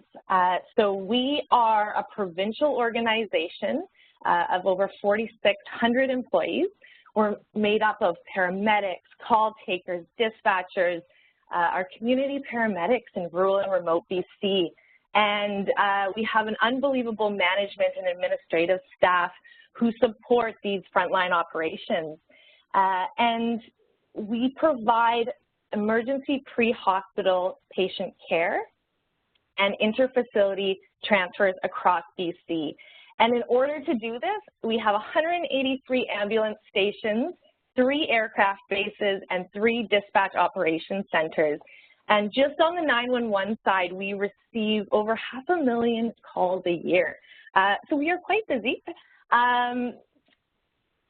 So the question becomes, why did we want to participate? This was the first year that BCEHS joined as a partner alliance member. And as many of you guys know on this celebration, Change Day is about driving change and improvement across the health system. And we internally are transforming the way we go about our business. And we are trying to work through many different programs and projects to improve the way we respond and serve our communities. And so it just made sense. We wanted to participate to support the positive impact to BC's healthcare. So there was several strategies that we used to engage staff, and they fit into 4 major steps. So the first was to build awareness about Change Day. Many people hadn't even heard of Change Day before this year. So building that awareness, then aligning the why of Change Day with the why of our staff. This was a really important one for us. And then, of course, engaging everybody. And the strategies coming up, we'll go through how we did that. And then just to get them mobilized to action their pledges was another step to that. So there were 6 things that we did to achieve this and to spread Change Day. So the first was to get endorsement from senior leadership and our quality council members. The second was to align the why of BCEHS to the why of Change Day. The third was to engage staff where they work. The fourth, anyone who's following myself or EHS on Twitter knows that we communicated a lot via Twitter and using photos. No campaign would be complete without some friendly competitions and prizes. And then lastly, we kept it simple. So now I'm going to dive into each of these. So the first strategy actually came out of a recommendation from the kickoff webinar in the summer for Change Day, and that was to get the endorsement from senior leadership. So we got endorsement from our quality council members, and by getting them on board, they were able to take Change Day, the purpose, the messaging of Change Day to their respective teams and trickle down that message. We took advantage of our annual leaders forum to capture a bunch of our leaders in one room, and I think that was mid-October, so if you saw us on Twitter then, we were cornering all our leaders to pledge.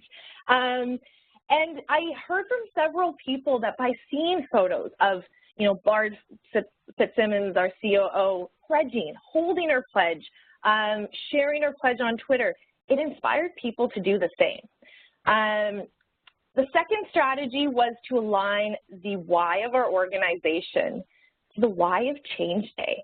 There's lots of campaigns, there's lots of messages and initiatives going on, but if you can really bring it back to why we do what we do, why everyone is excited about healthcare, why people want to improve patient care, it's quite unbelievable to see the types of conversations and pledges that can come from that.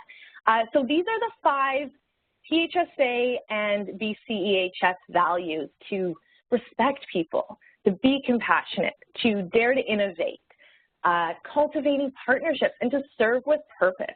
And so we found that when we engaged staff and they didn't know really what to pledge, we brought them back to these values. And if you go on the Change Day gallery and search for BC Emergency Health Services, you'll see that so many of our pledges hit 1 or 2 or 3 of these values. And so it really allowed us to get some cool pledges out of our staff. The third strategy, which was one of my favorite strategies, was to engage people where they work, their environment. So I crashed dispatch supervisor meetings. We had all of our quality leaders go out to emergency departments just to engage people in their space. It's often so easy to, put up posters and, go around to everyone's cubicles or offices in an office. But that doesn't work for our organization. You have to get out there. And what we found even more beneficial is to give our unit chiefs and our district managers prizes, swag, so that they could talk to their staff and their colleagues on a level that worked for them, instead of us pushing the message down, which doesn't land too far. And I want to just point out Rachel in the corner here. She's one of our community paramedics and acting unit chief, and she got her entire staff to pledge in Ucluelet. And so she was a frontline champion from the get-go.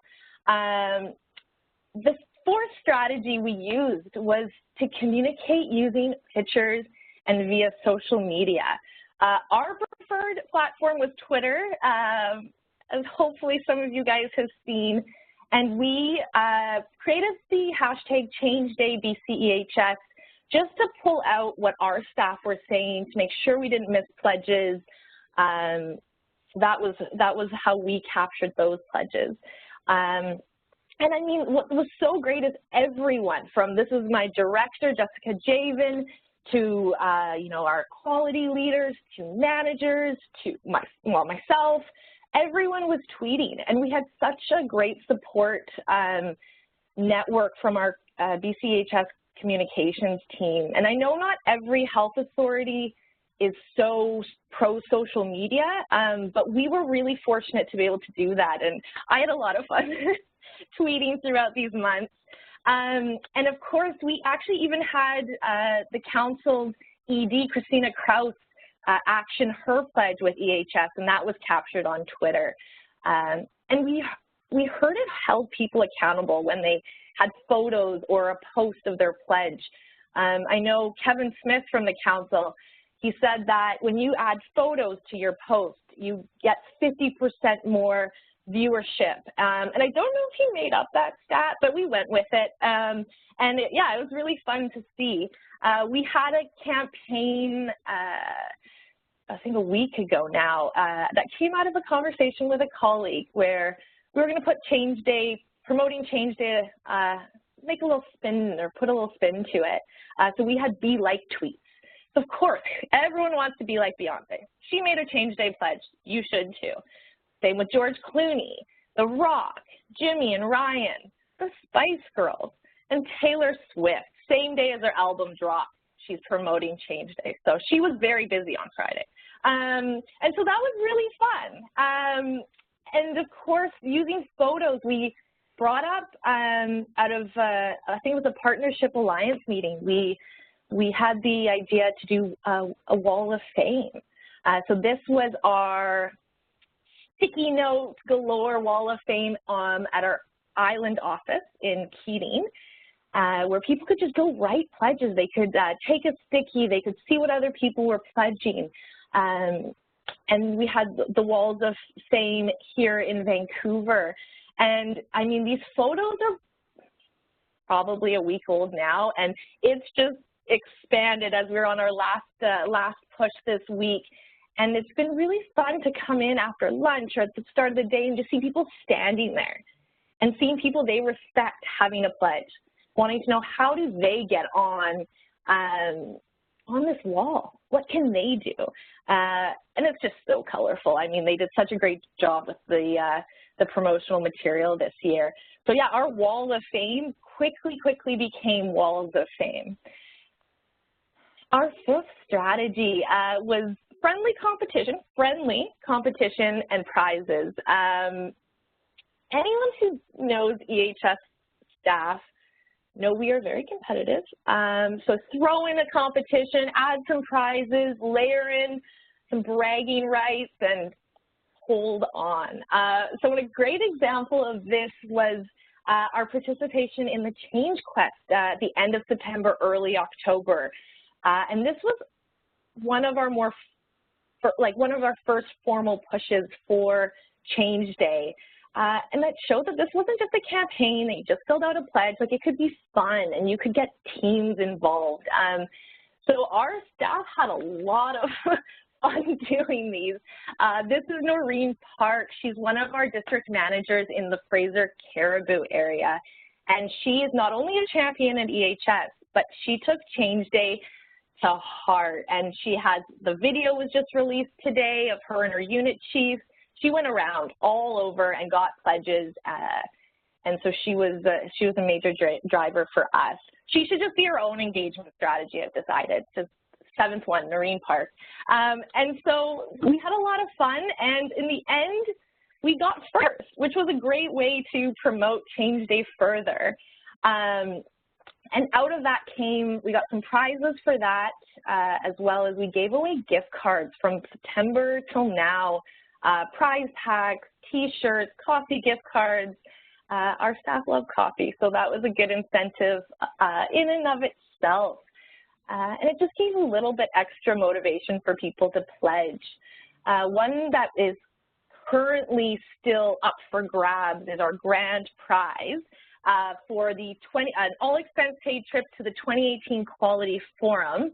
Anyone who's been to the forum knows how unbelievable this event is, and what we did was we layered or aligned Patient Safety Week and Change Day together. 2 initiatives, similar message, all aligning to our why. So anyone who's pledged to either improve or continue to provide high quality patient care throughout this whole campaign from EHS will go into this draw. So anyone from EHS listening in on this celebration, get those pledges in. Still competing against Interior right now, so get those pledges in. So the last one, keep it simple, silly. Healthcare is crazy. There is so many updates, so many initiatives, so many demands put on our staff, and Change Day for us was, again, we aligned it back to the why, but we had to keep it simple, because our staff are very, very busy. And so we took several of the strategies I just talked about and made it easy. So I joke, but anything, like even a carrier pigeon could have delivered a pledge during the campaign. We had a booth outside at lunches. We had Twitter, we had email, we had text, anything. So you couldn't, there was no excuse. We aligned healthcare initiatives. So, of course, like I just said, Change Day and Patient Safety Week just made sense to us. We made it fun, and we brought out people's competitive spirits. And again, we had multiple opportunities to participate and went to the emergency departments, up to dispatch, and offered prizes, which why not, right?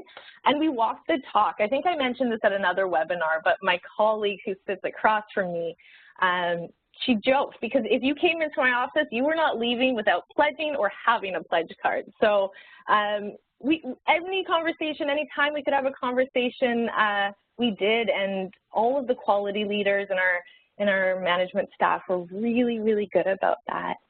And what was the result? So all this to be said, we had over, well, this slide's a few days old, but we have over 200 pledges right now. I just said we're neck and neck with Interior, so we're coming for you guys. Competitive spirit, I warned you. So we have over 200 pledges right now. We got first place for the Goose Chase Scavenger Hunt. We had a Twitter reach of over 10,000 and Twitter impressions of over 13,000 through our Change Day BCEHS hashtag.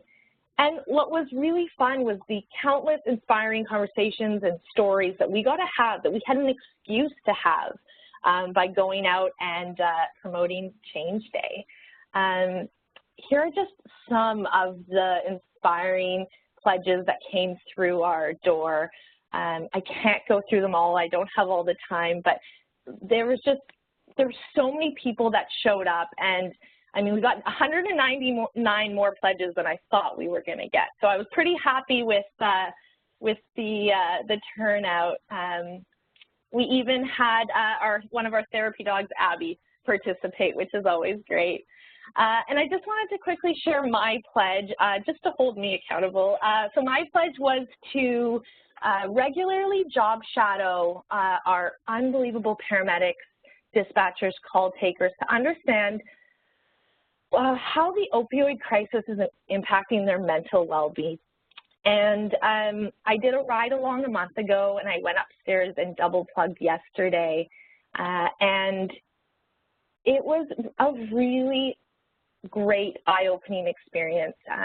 Through the conversations, I was amazed to hear some of the judgment calls and ethical decisions that they had to make on a day-to-day basis to save as many people's lives as they could who were overdosing. And I mean, it was just an unbelievable experience and very eye-opening, and I continue to take my hats off to our crews. So I'm really happy that that was my pledge, because it gave me the opportunity to have those conversations. What was the impact? So the impact to BC Emergency Health Services in our first year as being partners was it provided staff with the ability to choose what change they wanted to be a part of. Oftentimes, change is inevitable. It comes at us. You either take it and run with it, or, you know, hide and run and hide. And so this was like a type of change they could be a part of, and they could choose. It gave us the opportunity, like I said, to have conversations with people we may not have been able to before, or to learn about other teams and what they're doing. And it truly demonstrated how single individuals and teams can have a massive and positive impact on the system. And I think moving forward in reflection, the hope is that all those that pledged, all those that heard about Change Day will continue to action their pledge and also be inspired to commit ongoing acts of change. It doesn't take much at all, and I think this was a great way to show that. Before I wrap up, I just want to give a huge shout out to the Patient Safety and Quality Council and the team that ran Change Day BC. Anyone who's participated or in Change Day or worked with the council knows, you know, the support, any requests, any time of the day, they were there. So I just want to thank you guys. The campaign wouldn't have been nearly as successful without all of your guys' work and hustle. And yeah, I guess that's the end of my presentation, and I think we'll open it up to questions.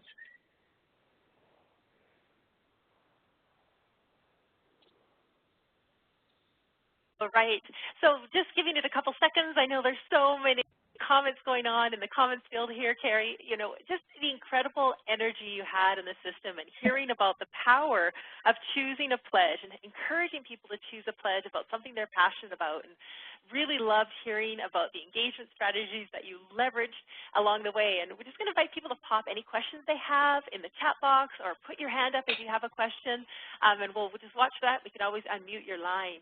So you leveraged a number of engagement strategies, Kerry, throughout the campaign, getting right to where people work, aligning with why, you know, all those different strategies. Do you feel like there was one or two that were like the superstars for you and your organization, or was it that complete mix that really made the difference? You know what, I think there was two for me that really stood out. So the first was the competition and the energy around our Twitter presence. I think that made it really fun for people, and it allowed people to challenge their friends on Twitter, again, holding them accountable. I think reflecting back, the most powerful thing was to engage our staff, our unit chiefs, and our district managers to share that message. I am by no means have a paramedic background. I don't know what lands with staff better than their peers and their managers. And so I don't think this campaign would have been at all, it wouldn't have landed as it did if it wasn't for our superstars out in the field. Brilliant. Thanks, Kerry Ann. There's a ton of comments in the chat box right now, but really it was just a pleasure to have you as a partner for that campaign. And we could never reach across the province with Change Day. It's a partnership and all those people who touched it, and really appreciate you being both our partner in Change Day and one of the ambassadors. Just the energy and enthusiasm was a pleasure to watch all the way through. So thank you so much for joining us today and hearing about some of that passion. So as we move on today, Colleen. Pleasure. So as we move on today, we actually are going to move into the next option as we talk about that energy and ideas for action. That's happening throughout the entire system, and we have an incredible pledge that came with a song. And we have a video now of the person who wrote that song. We're going to share the video, but we'll also pop the video up for the song in the chat box as well, so you can all check those out later on. Invite you to turn your sound on again, and we'll have a chance to listen to this next video. Again, for those of you who don't have sound on your computers, we'll pop that link to the video in the chat box. Thanks very much, everyone, and thanks again, Kerry.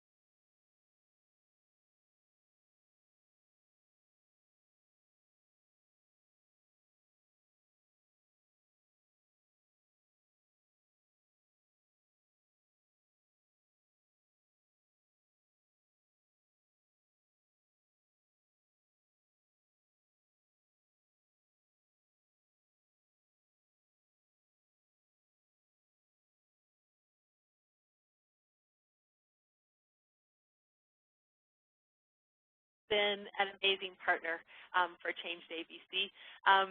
First time 2015, Fraser Health was one of the top 2 organizations in terms of the number of pledges across the province, and they've done it again this time around. ShelleyLynn Gardner was an ambassador for Change Day BC, and we owe ShelleyLynn and the entire Fraser Health team incredible congratulations for the work they've done around Change Day. And hearing some of the stories, we wanted to have an opportunity to look at some stories around pledges that have happened and some of the impact around Change Day. So it's with pleasure now I get to introduce ShelleyLynn Gardner, who's a rehabilitation assistant, patient safety support person with Surrey Memorial Hospital. As I mentioned, she was ambassador for Change Day in 2015 and is back at it again in 2017 with some amazing stories. So welcome, ShelleyLynn. We're delighted to have you on the line today, and I'll hand the ball over to you now to share your story about the pledge that didn't make it to the wall. Brilliant. Can you hear me now? It's perfect, ShelleyLynn. Brilliant. Okay. And okay, I got the phone. Let's see. There I am. Okay. So I wanted to share a story, but first I wanted to share my pledge. I'll tell you a little bit about myself and my history. So this is me, a youngster of maybe 5 years of age, in my dad's cowboy boots. I grew up on a farm, small town kid, didn't know any different, and yeah, of course I have dad's hat, and I would ride around on the tractor, and so yeah, I'm a country girl at heart, to say the least, but it was really interesting. And I was a part of Change Day, as Colleen said, and I made my pledges, and I had followed through with them, and the person I was in 2015 is a little bit different than the person I am now. Obviously, this was back in the 70s, for those that recognize some of the tile on the floor and perhaps the stove, so it does give you an idea how old I am. But my childhood, although you can't see it here, was a challenging one. I had several devastating traumas in my childhood, and at the age of 9, my father violently committed suicide by gun. And I didn't realize during those times how it would shape who I would become. So my first clear memory of having an anxiety attack, a full-blown anxiety attack, I was in grade 8, and I had somebody had come around the corner and scared me. And in a moment, my breath was taken away, and my body had froze, and I was sitting on a floor, and I couldn't escape, and I couldn't move, and I didn't understand why this was happening and why my body wasn't listening to me. And so this was the first time that I realized that something wasn't right. My body would shut down if I got too fearful or too anxious about something. So I never talked about that until my 30s, and it was small things. Whenever I would go into a hotel room, and especially when I have a roommate, they would look at me kind of strange because I would start pulling out all the sheets. The sheets couldn't be tucked too tight around the bottom of the bed, and they look at me weird. I'm like, oh, don't worry about it. I don't like my feet tight, you know, stuff like that. So I never really talked about why I had these little triggers that would kind of set me into that space. But I knew that my relationships and my body language and the way I presented myself were all influenced by those events along the way. Between my 30s and where I am now in my 40s, I made a conscious decision that those things that happened was not my fault, and that I was not going to let them define me, and I was not going to let them be who I was. I was going to be me, and I was going to almost embrace that and use that as a catalyst to recognize and celebrate that without those challenges, I couldn't become as strong as I was. So once I made that decision, things changed. And I would say within the last 2 years, I've started to share my story a lot more publicly. I was asked to write a blog on the Change Day website about my pledge in regards to mental health. And that was the first time that I actually publicly shared my story. And it was really, for me, it was an amazing transformation that I was able to just let go and share that with folks. And it was for me, the weight and the shame and the silence was starting to be lifted off of me. And I started to go from this place where things were kind of spinning out of control and I felt like I couldn't talk, to this person that I soon became. And I was, you know, joyful again and smiling again. And it was really interesting because this picture was only taken, you know, a few days ago. And if you look at the smile that I have today, it's very much the smile I had when I was 5 years old. That person is the same person, regardless of all the stuff that happened in the middle. So my pledge was to help erase the stigma of mental illness. And by changing the language from mental illness to mental wellness, I can change the conversation. And by changing those words, I can change the focus. And all along the way, when I would talk to people about Change Day during this campaign, I would bring that up. I said, this is my pledge. And I say, just imagine for a moment, I'm your friend, and I come to you and I say, you know what, I'm having a really tough time with my mental health. Receiving that, as somebody hearing that, there's a certain connotation the way it's received. Now that same friend comes up to you and says, look, I'm having problems with my mental illness. The way it's received hits very differently. And I didn't think that was right, because one word should not carry that much weight.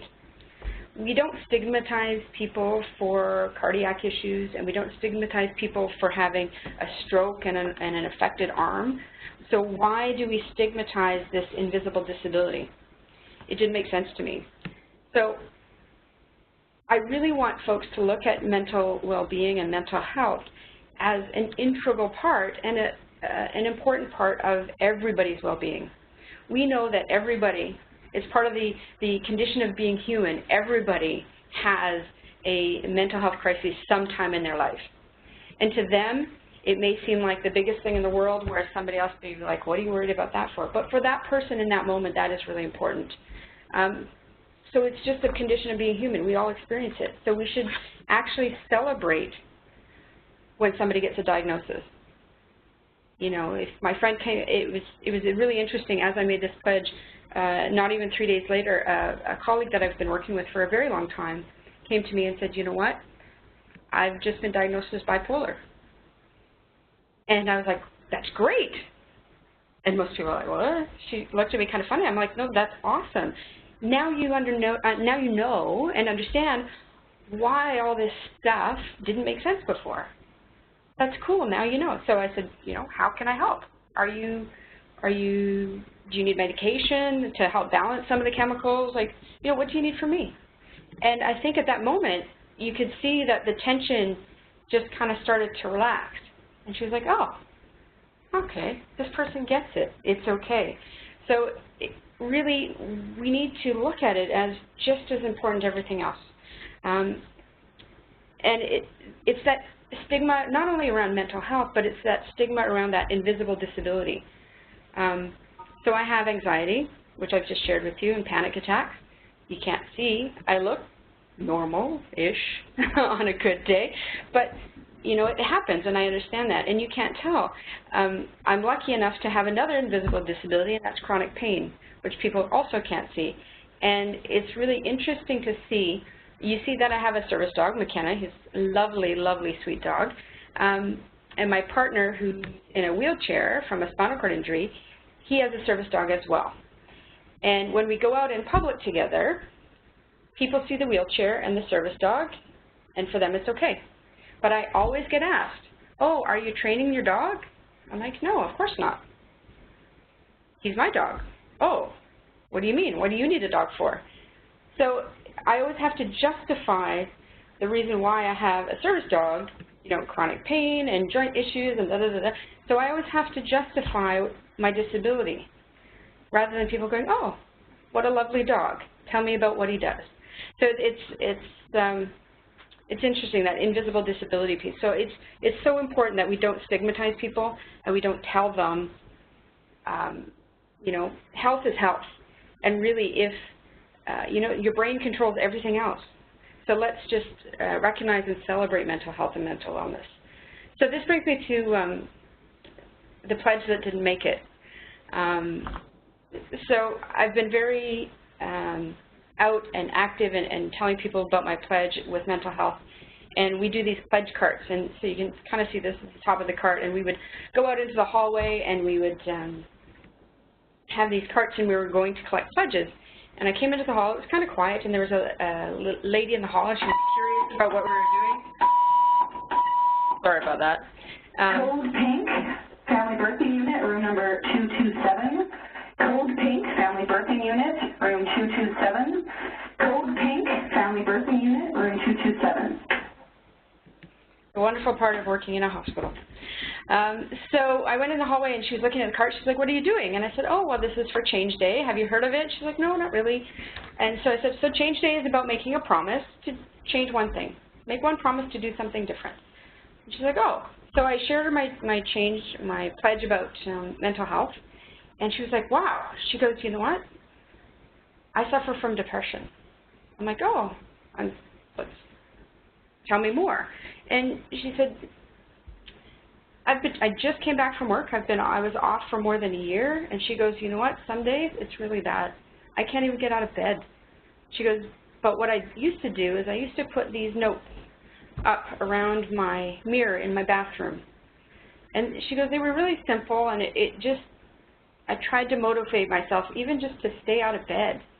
You know, and sometimes she said I would write them and they would say, you know, go stand on the porch and just try and get some fresh air on your face. She said, you know, I really, really struggled for a long time. And I'm like, oh. She said, but you know what?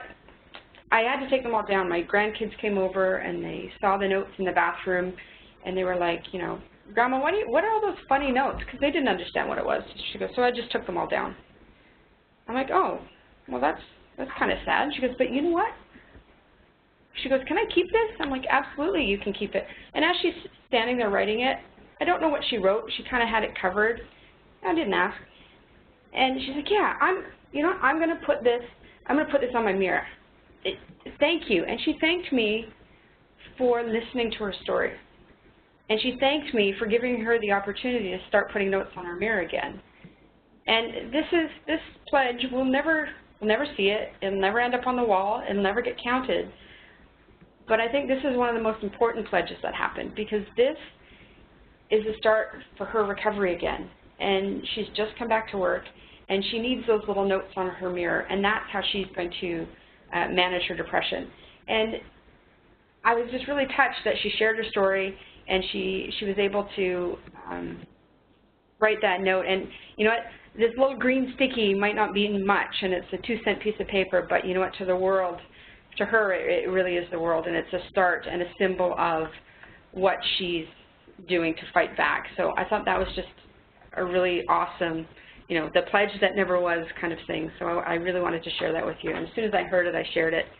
So that was very cool.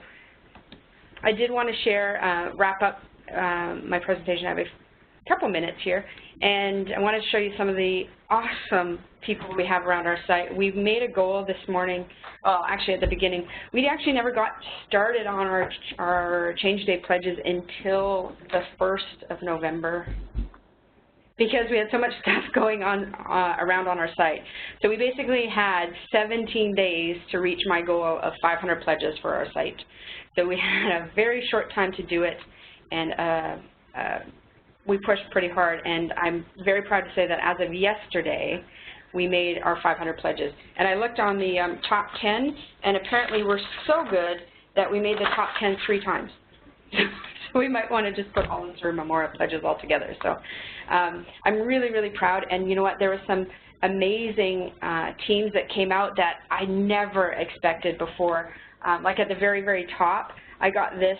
This is like, what, almost 100 pledges from our renal outpatient team. And I was like, oh my gosh, that's wow. And they just hit me with these pledges. And you know what? And everybody was so open and honest, and with, you know, sharing their photos and getting in on it and building that camaraderie. So, you know what, this was a really amazing Change Day, not only for me personally and being able to share my story, but it was an awesome journey for our site as well. So it was really, really neat. Because I have a couple minutes, actually, one of my partners just walked in, Chloe, and she was vital, and she's shaking her head, no, I don't want to talk.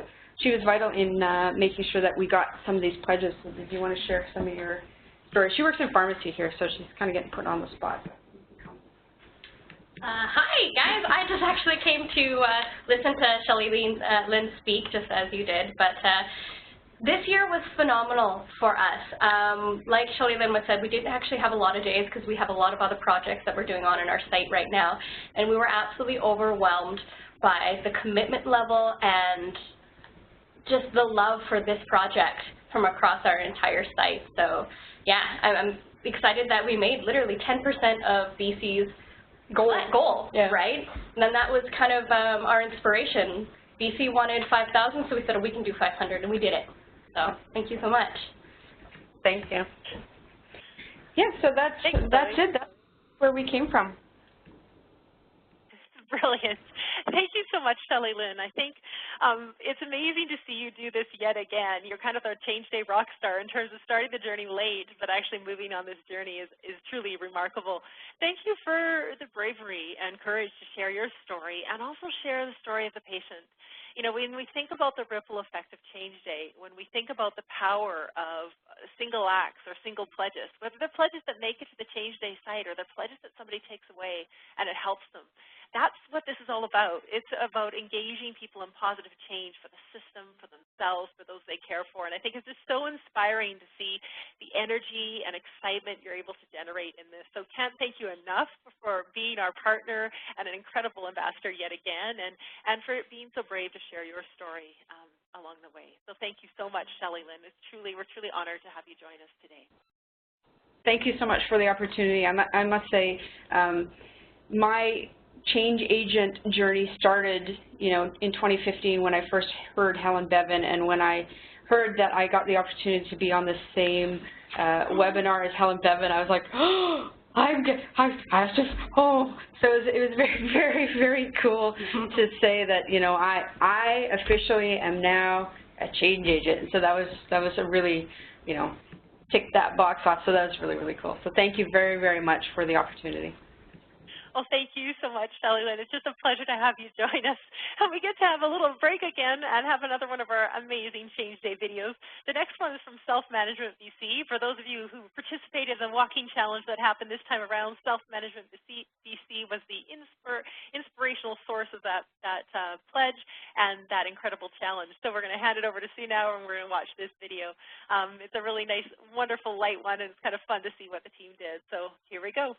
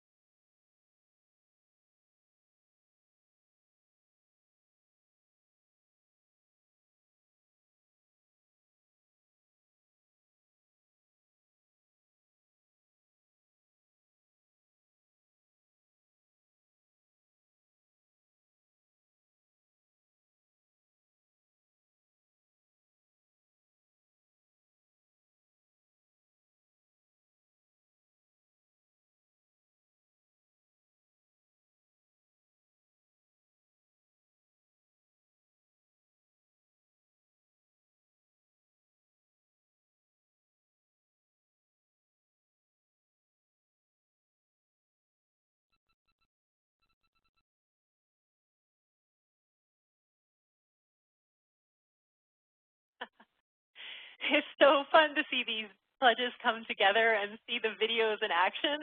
This one is a fun one in terms of the mathematicians in the group and how they calculated this. I think all of us need a circuit in our offices that we would do this all the time.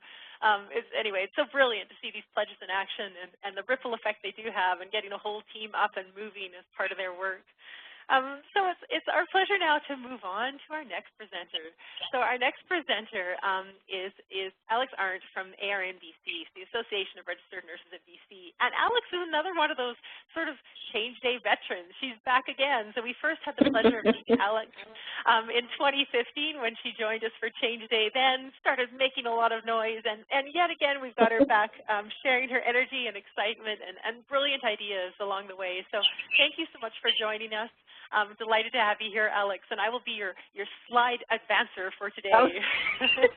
Thank you. Thank you so much. Yeah, hi everyone, and thank you for that. I do sort of feel like a bit of a veteran, And it's true, most places I go, I tend to make a lot of noise. So this virtual space can be another one of those areas. So when I was asked to do this, we were sort of talking on the topic of making it meaningful and what that meant. And you know, I spent a few days, of course, kind of trying to think about what making it meaningful kind of really meant. And I think about it a little bit in the context of where I am today and why I'm so low tech today. And just on the phone is that I'm actually at a nursing leadership day. And out of this nursing leadership day, we will be hosting nursing leadership awards representing each of the nursing designations this evening. And each of these nurses who've won and each of these nurses who've come to this particular day are here because they're interested and focused on leadership, and certainly those winners that have won tonight are focused on leadership and excellence.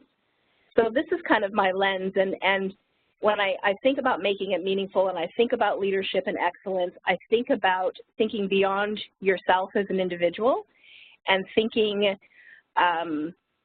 holistically, you know, where we can all sit as part of the whole and as part of that kind of greater good picture. And to me, this is really kind of where the heart of leadership is. So while I'm here today sort of celebrating leadership on so many levels, I use that kind of as the context for our talk today, you know, thinking about being a leader and focusing on how you can impact stuff that goes beyond you and what that may mean. And as you will see from my PowerPoints, it's up on the screen, I will also apologize. My PowerPoint skills are not exactly my forte, so apologies on that end. And if you go ahead and move to slide 2 with the cartoon on it, that would be great.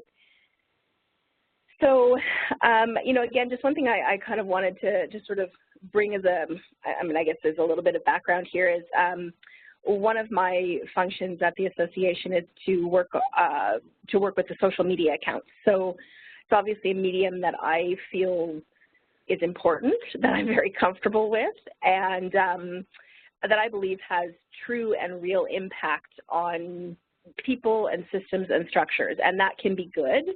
And it can be detrimental in some respects, but it does matter. So I'm still asked, and it surprises me. I'm asked less, but I'm still asked, you know, can social media have a lasting impact? Can it make a real impact? Can it do good? And I think that working where I do, I work for an organization that has seen the power of social media, the way in which using online platforms and online campaigns can really be inspiring for people and for organizations and for groups and whatever it may be. So for many moons, the association has really used social media as a platform to spread the word and has really sort of, just kind of adopted, you know, the use of technology as one of the ways in which we think it's important to communicate with people across the province. So slide 3, the Be Brave slide. This is something that we use pretty often in our presentations and, you know, when we talk to nurses and to nursing students, and I think it sort of speaks to what we've kind of tried to be and who we are.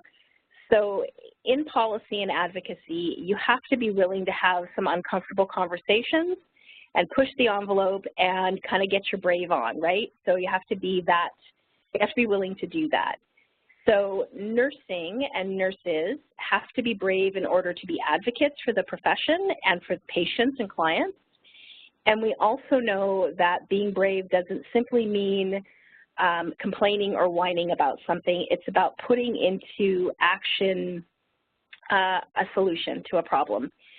So one of the things we've always promised when we in our stakeholder relations and particularly in our conversations with government around policy and advocacy is that we will never bring a problem that we aren't willing to offer a solution for.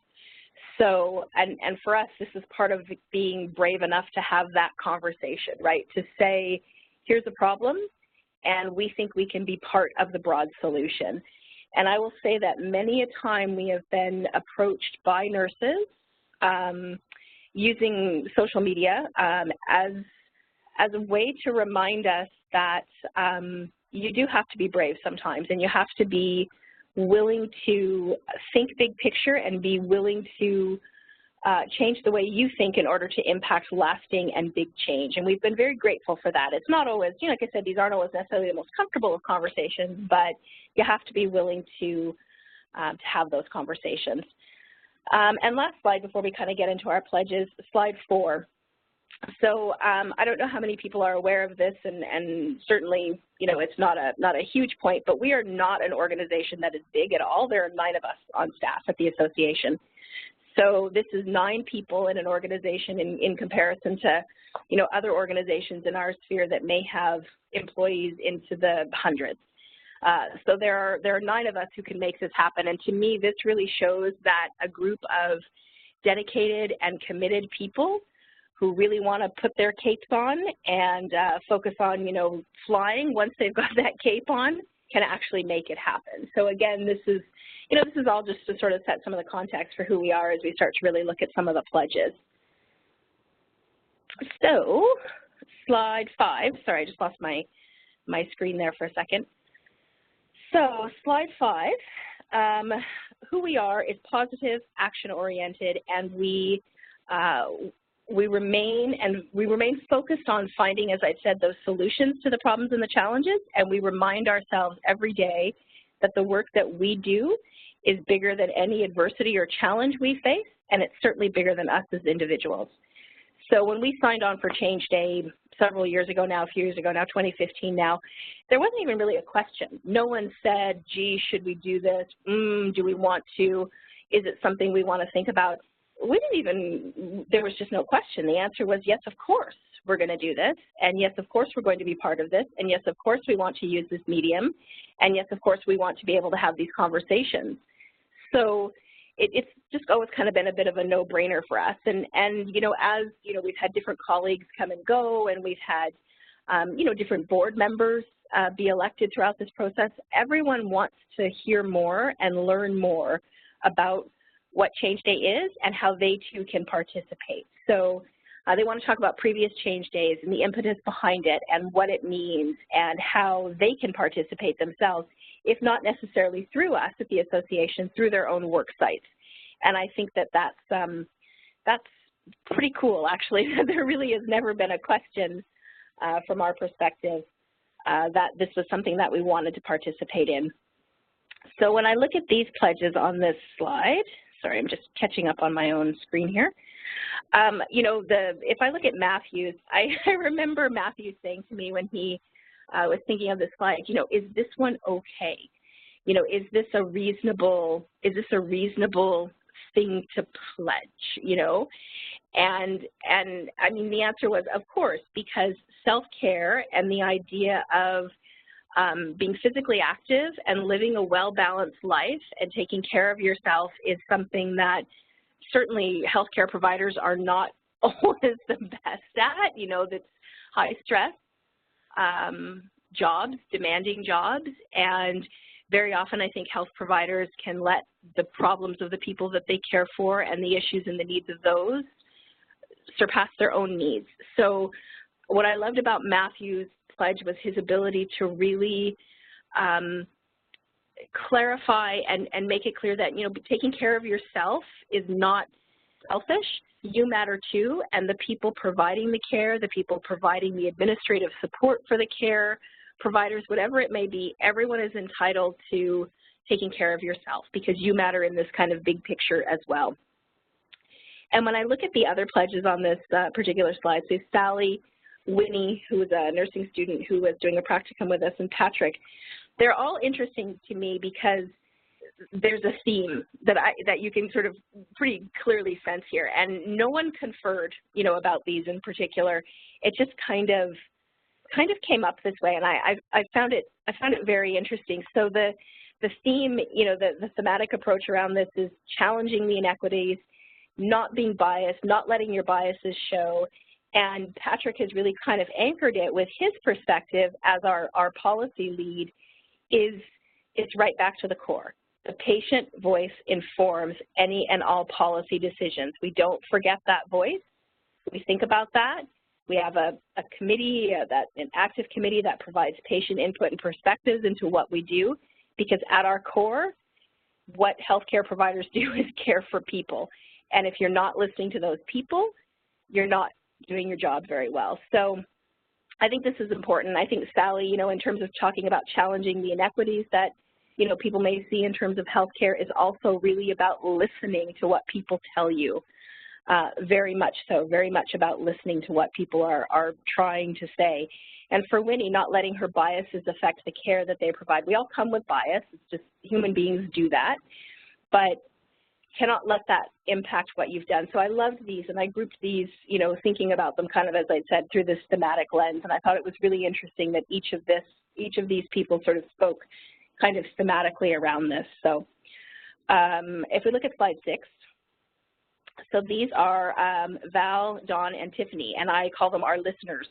And their pledges sort of, you know, sort of speak to that quality. So these are our listeners, relationship builders, people who, again, didn't sit around conferring about what they were going to pledge. They really sort of spoke from their hearts. And in a few short words, you know, you kind of get a sense for who these people are, who each of them are.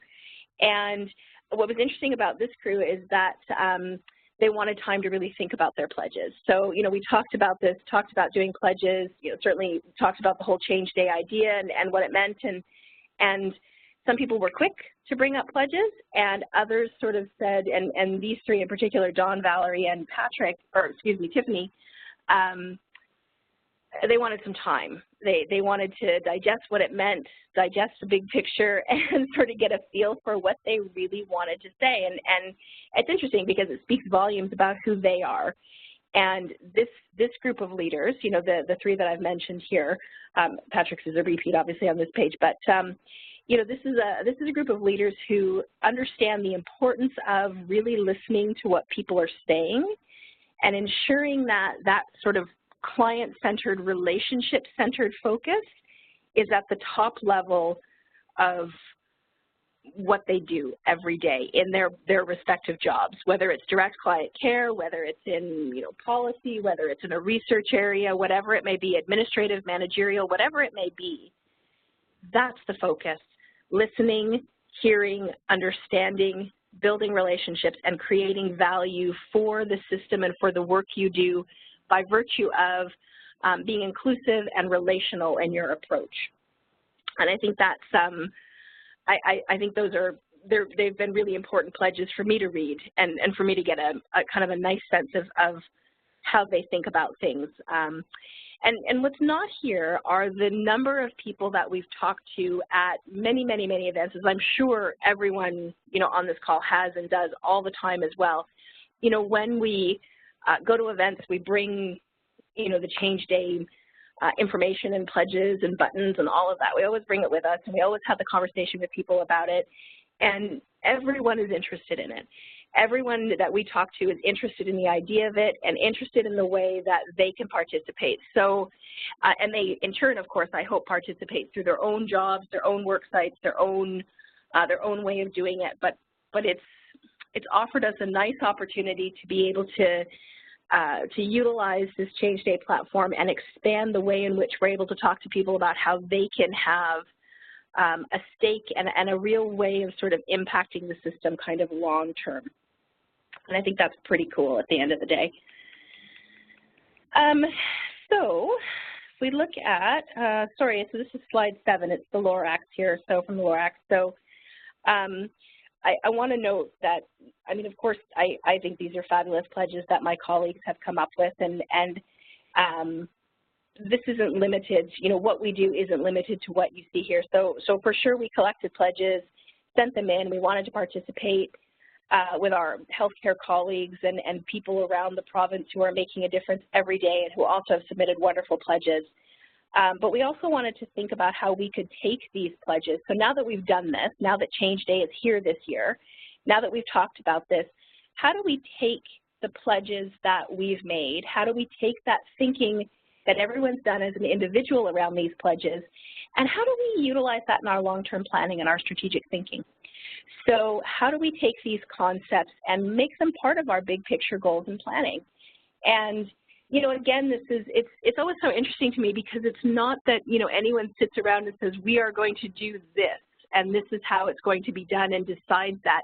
It's just that everyone has taken in, thought about, been thoughtful of what it means and how we can take these various pledges forward and how we can, you know, use these in the way in which we, you know, set up a document that focuses on a particular plan or platform or program that we may be wanting to develop. How do we take these concepts? How do we take this thinking?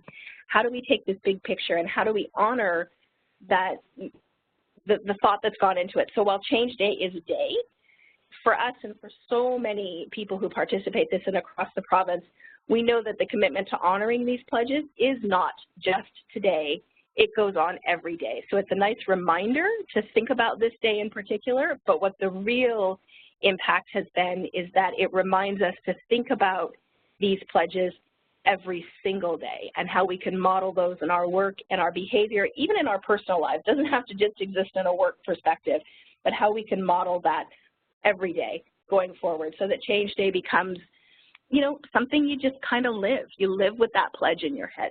So I'm sorry if I chattered fast and I'm at the question slide now, so apologies if it was too quick there, but certainly I'd be happy to take any questions or comments or whatever, if that's something that's appropriate in this scenario, whatever works.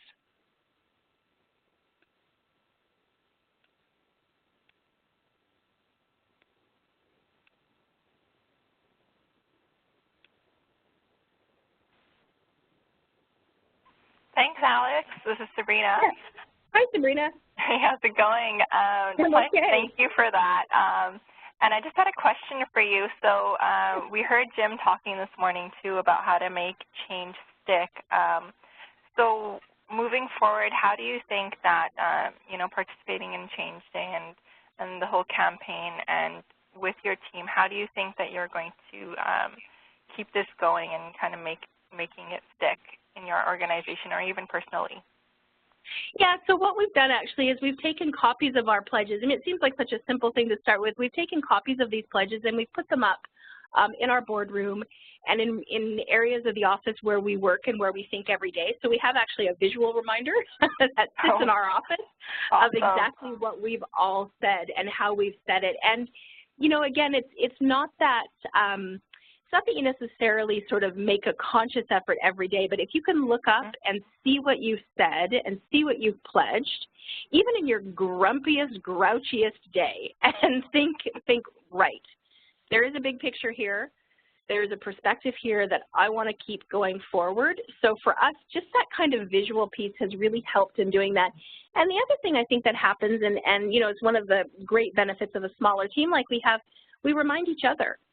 So Matthew, who pledged sort of on the self-care end of things, we have this insanely busy week this week and a lot going on and a small team, which means it's all hands on deck usually for everything.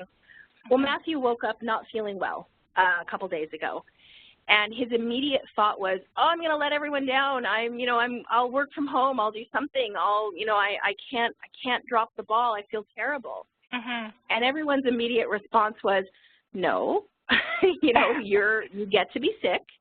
You're human. You're going to take a rest day. It will be fine. We'll figure it out. And you need to take care of yourself. Like you know, he needed reminding in that moment that was kind of where his thinking was going, because his immediate thought was we were going to be disappointed in him because he wasn't well.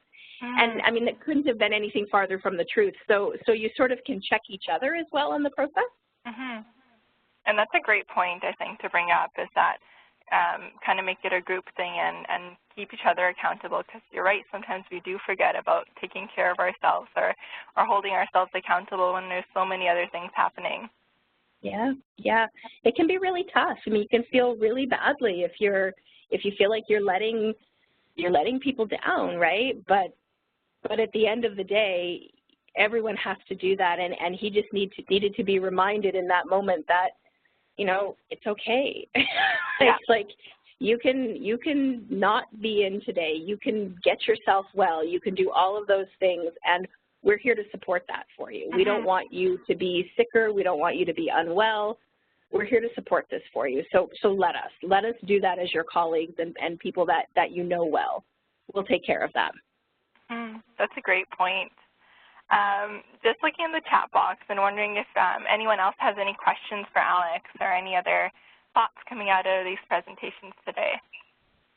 I was just going to say that I really love, Alix, how you talked about change being all about action, that really bringing it back to these are pledges, but they're ultimately all about action. I thought it was also brilliant how you've moved from the individual pledges and really translated them to the organizational planning. How can we take what people have pledged and learn from them and apply them to the broader system? And I think that's also really exciting to hear how you've done that.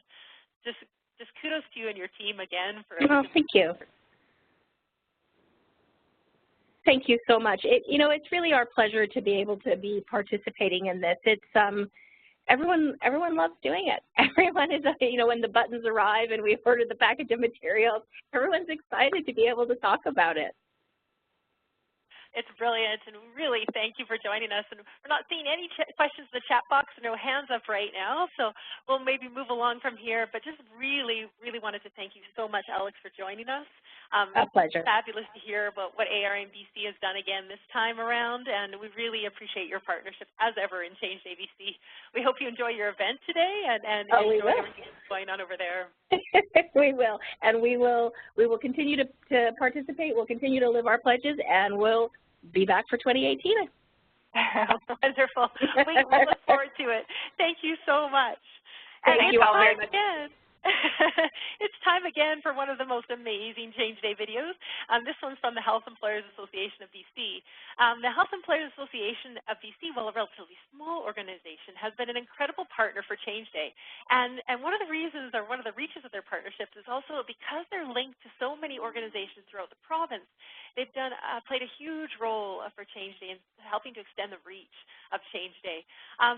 This video, though, is more internal. It's looking at some of the pledges of the people that work at Health Employers Association of BC and what they've done for Change Day this time around. So welcome you to listen to this one.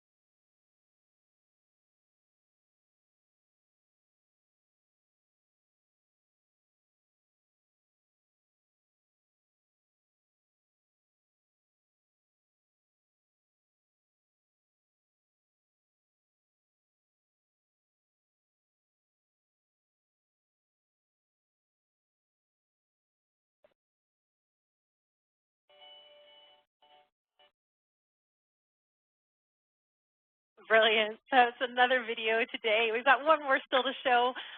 Thank you so much. You can check out HABC's amazing pledges they've done. So please just pop that in the chat box and If you weren't able to hear the video, we've also popped that in the chat box so you can view it later. So we're moving on now to our final main presenter before we do our wrap-up from the provinces. And it's truly my pleasure to introduce Sheryl. Sheryl is a patient partner with the Patient Voices Network, and she also works with the Surrey Hospice Society. And she's recently been very involved in Canadian Foundation for Healthcare Improvement Better Together policy, which is the work really about having patients and families at the bedside and the importance of having families there. Sheryl's worked really hard to do some amazing work. She's been an incredible participant in Change Day and made a truly touching blog post. If you haven't had a chance to check it out yet, Michelle's going to pop that link to that blog post in the chat box so you can move forward and listen to it or read Sheryl's story. She's here to join us now, though, to talk about her story, some of the work she's doing around compassion, and a very personal understanding of healthcare and what it's like, the healthcare experience can be like for residential school survivors. So it's with pleasure now to hand it over to Sheryl for her presentation. Welcome, Sheryl. Hello? Hello, Sheryl. Great. Oh. Thank you so much for joining us. Hi. I'll just, I guess, give a little bit of background about myself. I live in Surrey. I work in Surrey. My dad became ill. He had a workplace accident in December of 1976. He fell from a scaffolding about 20 feet and landed on a concrete slab on his left side. So he had circulation problems. And his lower leg would ulcerate, it would get infected. He had a number of surgeries over the years, quite a few surgeries. But he continued to work, I guess, for, oh gosh, probably about 14 years, I think, sometime into the 90s, the early 90s, before he was just not able to work anymore. He developed dementia. He was officially diagnosed in 2011, I think. My mom actually retired in 2007 to take over his medications and care because he would actually forget that he had already taken his medications. We noticed that he was running out of his T3s. He was running out of a month's worth of T3s in 2 weeks. In April of 2015, Mom called me. He was just totally unresponsive at home. We noticed that he was not the same, but we weren't sure if it was the dementia or what it was. But we called his home care nurses and they said to call 911 because they weren't sure if it was a stroke or... So he was brought into the hospital and it turned out that it was a bone infection. Sorry, I can't see the slides from here, so, but his ulcerated leg, the wound care nurse was actually taking off pieces of flesh that were green and black, and you could actually see part of the bone, like it was right down to the bone. He was septic,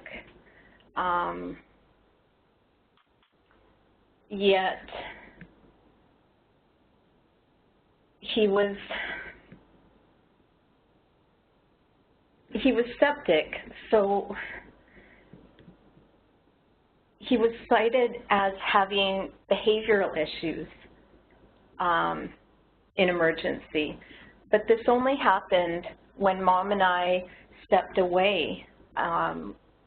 And we would only step away because there was nowhere to stand around his bed in emergency.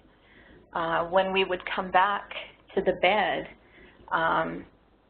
we saw that security was walking away, and they were exhausted, and they told us that he is super strong, and they had physically restrained him. Anyhow, I participated in a couple of phone calls these past couple of days with the Engagement Radicals, and I answered a few questions for them.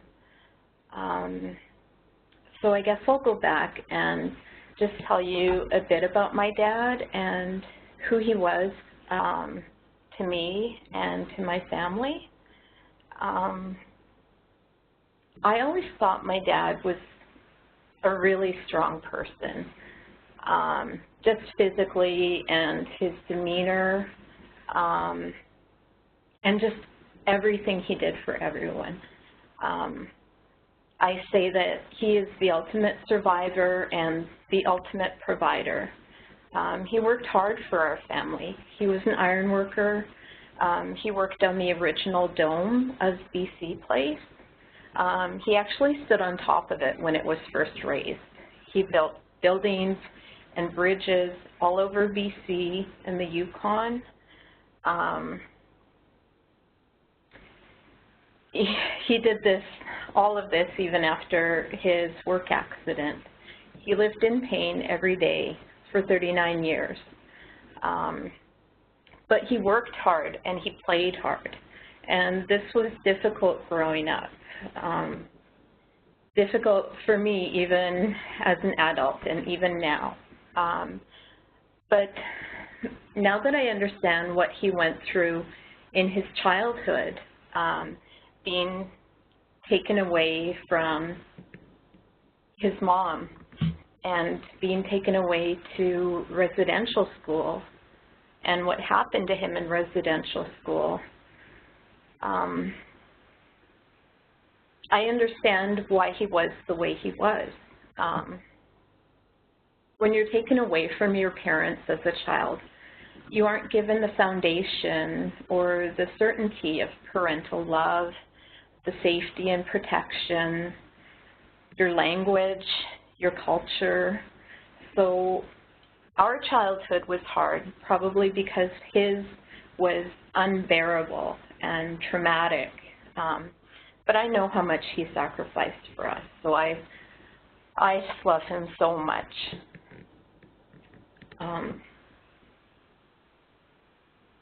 The second question that I was asked was based on what I pledged, the two things that I believe most need to be changed within the healthcare system.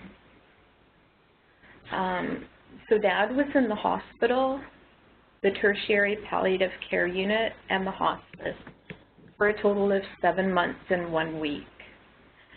And Mom and I really felt that we needed to be here all the time as much as we could to protect him. There were so many nurses and Kerrys who were so kind-hearted and so amazing, but at the same time there were a few who were really stressed out. They were burnt out. So I think there definitely needs to be more staff, but the right kind of staff. People who genuinely care. I gave an example. One day I was by my dad's bed just holding his hand while he slept. And there was a constant, a Kerry sitting with Dad's roommate, and she was having a difficult time. And she vented to me that it was like working with a 2-year-old. And I didn't look at her, and I didn't say anything. I just didn't acknowledge her comment. I just knew that Dad's roommate also had a daughter who visited him quite a bit, and she wouldn't appreciate the comment. And Dad's roommate wouldn't appreciate being called a 2-year-old. I always say that people with dementia are not 2-year-olds. They're not children. They're not babies. They are still our parents, our grandparents, our spouses. They're still our friends. They deserve dignity. They deserve respect. They've lived more and they've accomplished more than we know. And we need to honor their journey and not treat them like delinquents. One thing that I really wanted to mention, actually the whole time that Dad was in hospital, I kept hearing the word diapers. And I don't think that for adults they should be called diapers. The patient and family, I don't think, appreciate this. They're not marketed this way on TV for adults. I just think keep patient dignity in mind. Words are so important. And for dementia, families at this time are in grief already. The second thing I think needs to be changed would be family inclusion. Every room Dad was in those 7 months, I thought I would stay with him if there was a recliner or a small cot or something. In the beginning, even in acute care downstairs, I was putting 2 chairs together because he was pulling his IV out and he was falling behind in his antibiotic schedule. I also think there wouldn't be much of a need or as much of a need for the Haldol or the antipsychotic injection and the physical restraints if family was present to help calm and help reorient. I just think the hospital environment, maybe for people who went to residential school, I think the environment is just too similar, and calling security and applying the restraints to the wrists and the ankles and injecting the Haldol, it just really added to the similarity because this was the only place that Dad was lashing out. At home, he was having night terrors, but we were able to calm him down. Here, when he was having night terrors, security was called. And it was just really traumatic for Mom and I. It was hard to come here and see that. Why was it important for me to represent my dad's voice in my pledge? It was his experience. I could feel it. One day, I arrived at the hospital after work, and Dad was shaking, and he was teary, and he asked me how they let me in. And I told him I parked downstairs in the parkade, and he seemed really surprised like I've never seen before. And he told me he didn't say a word all day because he didn't want to get into trouble. He was just really scared, like I've never seen him before. This is my dad, who is so strong, and I had never seen him like that. And I knew that the dementia mixed with the hospital environment was taking him back all the way to residential school. And knowing what I know about residential school and what I don't know, the things that he wouldn't tell me happened there, it was just absolutely chilling. children taken away to residential schools felt abandoned. They didn't know why they couldn't come home. They didn't know that their parents didn't have enough money to go all the way there to pick them up for Christmas or to pick them up and bring them home for summer. They just thought they were abandoned. And I knew that every night Mom and I went home, Dad felt abandoned and scared. And I just will never forget the nights when he asked us not to forget where he was. And it just ripped my heart out every night that I couldn't stay here with him. And coming out of my first year of grief, because it was super heavy grief, I realized that Dad was not the only one. He wasn't the only residential school survivor. I realized that Dad's experience might be happening to somebody else right now, somewhere across Canada. And I just became so worried because it was so hard for us. It was so hard for Mom and I. And I wasn't afraid to speak up to the nurses and the doctors with my concerns. And Mom used to be a psychiatric nurse. So if it was that hard for us, then how much harder would it be for other Native people who didn't feel as confident in speaking up, who have a bigger fear of healthcare providers?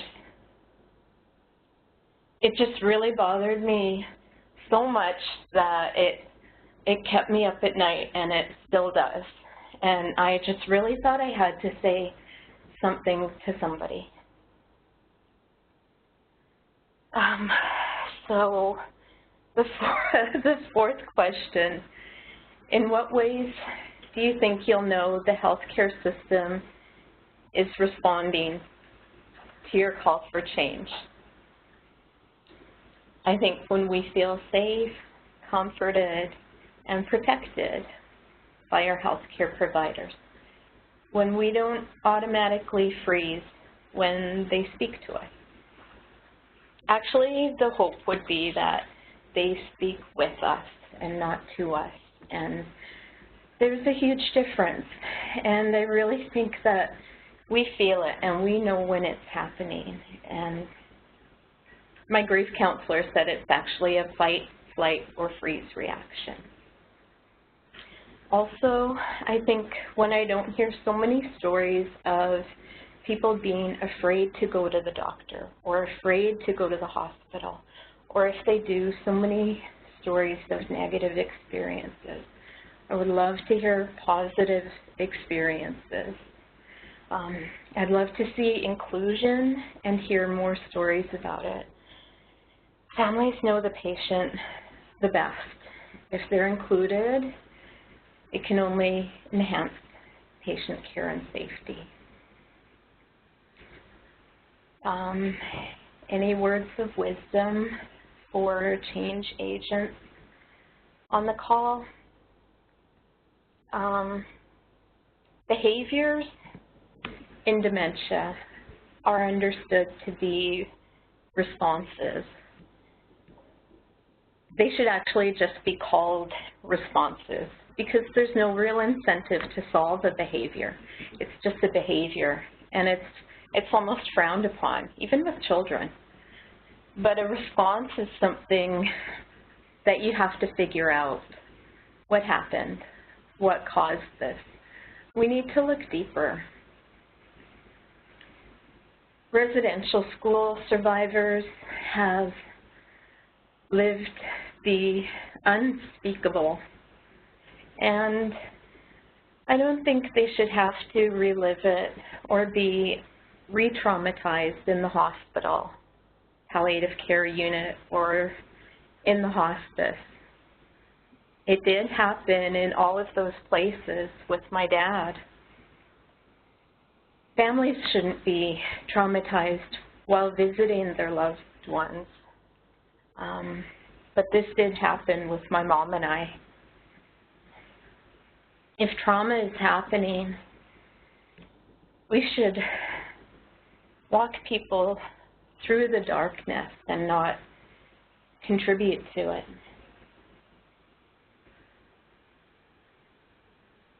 So that was my 5 questions.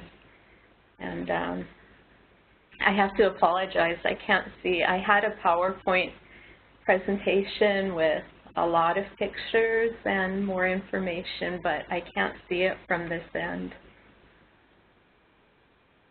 I'm so sorry, Sheryl, that you can't see the pictures. We have been scrolling through them, so just so you know, they are up on the screen. We just sort of slowly been moving through them during your presentation today, so thank you. Wanted to just thank you so much for joining us today. You said something at the very end about help people through the darkness, not contribute to it. And I think that's such an incredibly powerful statement. You know, when you share your personal experience of what the health care experience was like for your father, along that continuum of care for him as a residential school survivor, I think you've surfaced such an incredibly important topic and such an important conversation about the history and story of people being so important in their care and how families know the patients better than anyone else. And if they know that individual, they can help provide the best care and ensure the safest care, and the importance of maintaining that dignity. And I think you've just shared an incredibly remarkable story, and the photos that you've shared through this session have just been beautiful. And if you can't see the WebEx chat box, just know, Sheryl, there's a million comments showing up here about thanking you for your bravery, thank you for highlighting this issue, thank you for sharing the story, and reminding people about the fact that language and words matter in this entire process as well. Maybe hand it back to you if there's anything else you wanted to say. Oh, I could probably talk about this for hours because it was a long experience. It was lonely. I know I've said that I don't think it's just on healthcare providers to change. I would still like to figure out how to get families to be more involved with their loved ones' care, right from going with them to doctor's appointments, right through to bereavement. I've encouraged my own family members. My grandma is 94, and I have taught my mom and my aunts to going with her to her doctor's appointments, and I've actually gone with her to her specialist appointment in Vancouver, and she is so grateful. It's so important to be involved.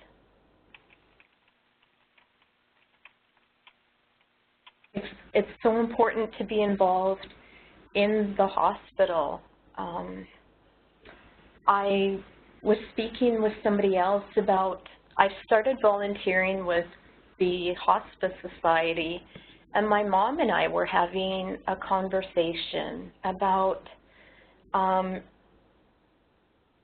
volunteers. There are volunteers who go into the hospice. There are volunteers who go into the tertiary palliative care unit. And we know that there are hospital volunteers, but we're not sure if they actually visit patients.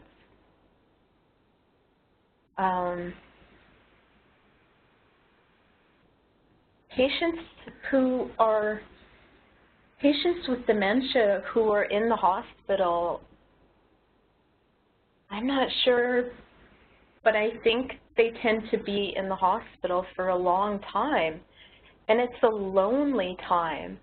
Other than Mom and I, my dad's most regular visitor was Kathy with the hospitality network. I think she goes all over the hospital. She said hi to him every day that she worked, and it was so good. She made him smile every day until it wasn't physically possible for him to smile. And there needs to be more of that, because when Mom and I couldn't be there, he was just wondering where everybody was. And I mean, that's just not helping anyone get better.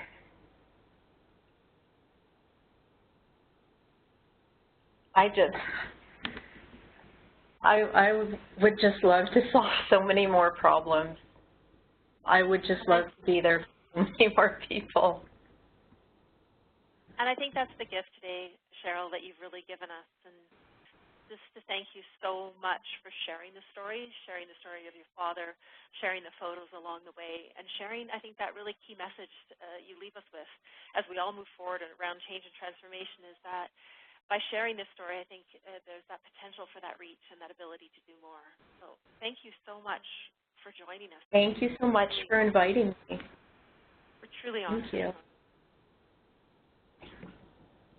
As we move on, so we'll wrap up now, Sheryl, and thank you again for taking the time to join us and share that story.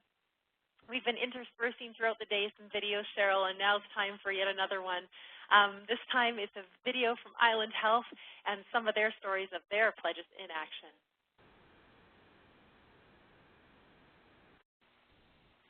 So it looks like this video is upside down, guys. Hold on while we sort through some technical difficulties. Colleen, do you want to continue talking while we figure this out? Absolutely. So always when we look at these conversations, we think we plan for the best case scenario. The video will be coming in another format very shortly here. We'll just load it up on another screen. Sabrina, if you wanted to share your screen, we can play it from your computer if you like.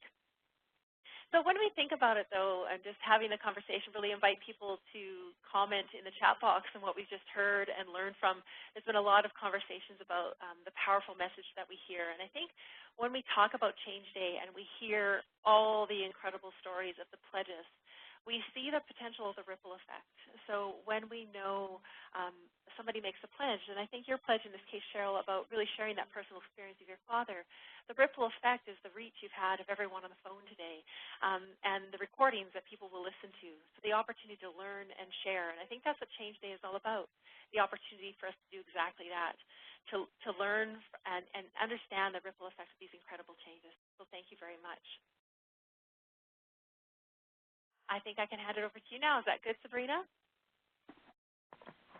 Yeah, it should be good, guys. Hopefully the volume works, and if not, Michelle has kindly sent the link to the YouTube channel, so we're going to give this a go. Thanks for your patience.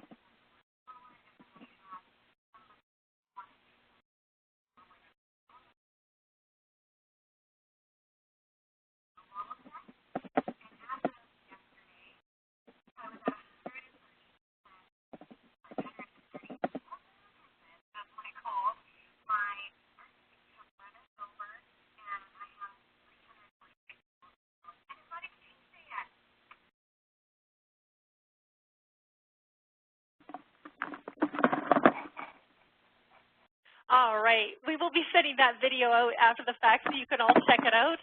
I'm sorry for the technical difficulties there. I'm not sure how well you could see it, but we'll probably get it out to you and make sure that you can watch that video so you don't miss out on it. As we move forward right now, Sabrina, I'll just get you to hand the ball back to me if you don't mind. We're thrilled right now to be able to invite some of our national partners involved in Change Day across the country. So as you know, Change Day today is happening in BC, and we're delighted. We actually can officially say we broke 5,300 pledges right now, so the numbers are still counting, and we're hearing from across the system of more pledges to come. But Change Day is actually happening across the country. So we've got Change Day happening in Alberta and Ontario today. So we're really delighted to have our partners on the call today. And so I'm going to hand it over now to Marlis Van Dijk from Alberta Health Services Design Lab, who's going to share with us some of the amazing things that are happening in Alberta right now. So Marlis, are you on the line? I sure am. Can you hear me okay? Perfect. Thanks, Marlis. Awesome. I was like, oh, we've been feverishly trying to beat you guys and keep up. And we're like, oh my God, BC is surging ahead. So I was just at a cake party downstairs, and like people are grabbing people from cubicles, and it is so funny. So thank you for having us. It has been so fun again. This was our second time doing Change Day, and it was great to work with Ontario and British Columbia. So it was just so fun to see all the pledges come across the screen. So just in case you didn't hear about us, we had a slogan, one thing, anything, it begins with you. And some of the pledges that came across were just so heartfelt. I was at the Children's Hospital, and this nurse came up to me and she says, I'm going to buy a coffee for a tired parent once a week at the Children's Hospital. And so this has become one of my favorite pledges. So this is a picture of Kelly Tilford. A lot of the frontline teams got really into it and used it to kind of push things that they knew were important and had always wanted to. So this is a team from the emergency department that wanted to push introducing yourself to every family member and patient that comes into the ED. We also this year had teams. So you could register a team, and lo and behold, out of nowhere, guess who became the #1 team? And that's Bishop Kidd Junior High. I have no idea who's at that school. We have no idea who's leading the charge. The other team, the second team, was Changelings. They're from Medicine Hat. Again, it's amazing who takes leadership in this, and you just don't know who's going to grab it. And the third team is the Clinical Workforce Optimization team, who just held the cake party downstairs. So yeah, it was really great to see teams. We have over 160 teams registered for Change Day, and I think that was a really nice thing to do. We went a little further this year, and we had a fancy Twitter banner that we used for our selfies at conferences, and this morning I actually nailed down Andre Picard for a pledge. I don't know if you saw it, but I was like, okay, buddy, you got to tag every single province in this one. And he was quite pleased to do it. I was like, that guy is not leaving the hotel until I get him to tweet out a pledge. So these two people on the screen are chairs of a conference that we were at. So we had lots of people engaged with it. It has been such a positive campaign. You know, there's always the heartfelt pledges. This one is from a high school student to not eat any more potato chips. So the simplicity is amazing. I actually, as I was running upstairs to do this call, my family is totally getting into it. My daughter said, you know, Mom, the BC website is prettier, but yours is easier to pledge on, and she's like 13 years old.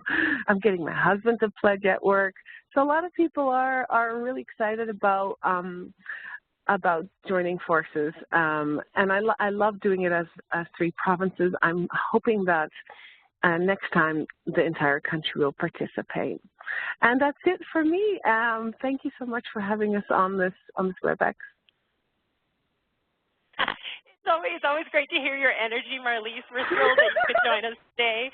We're really excited about how it's going, and the most wonderful thing about today is that I see every one of our provinces has broke 5,000 pledges, and I think it's something to be really proud of. We see the power of those pledges and some of the meaningful pledges that we're really seeing.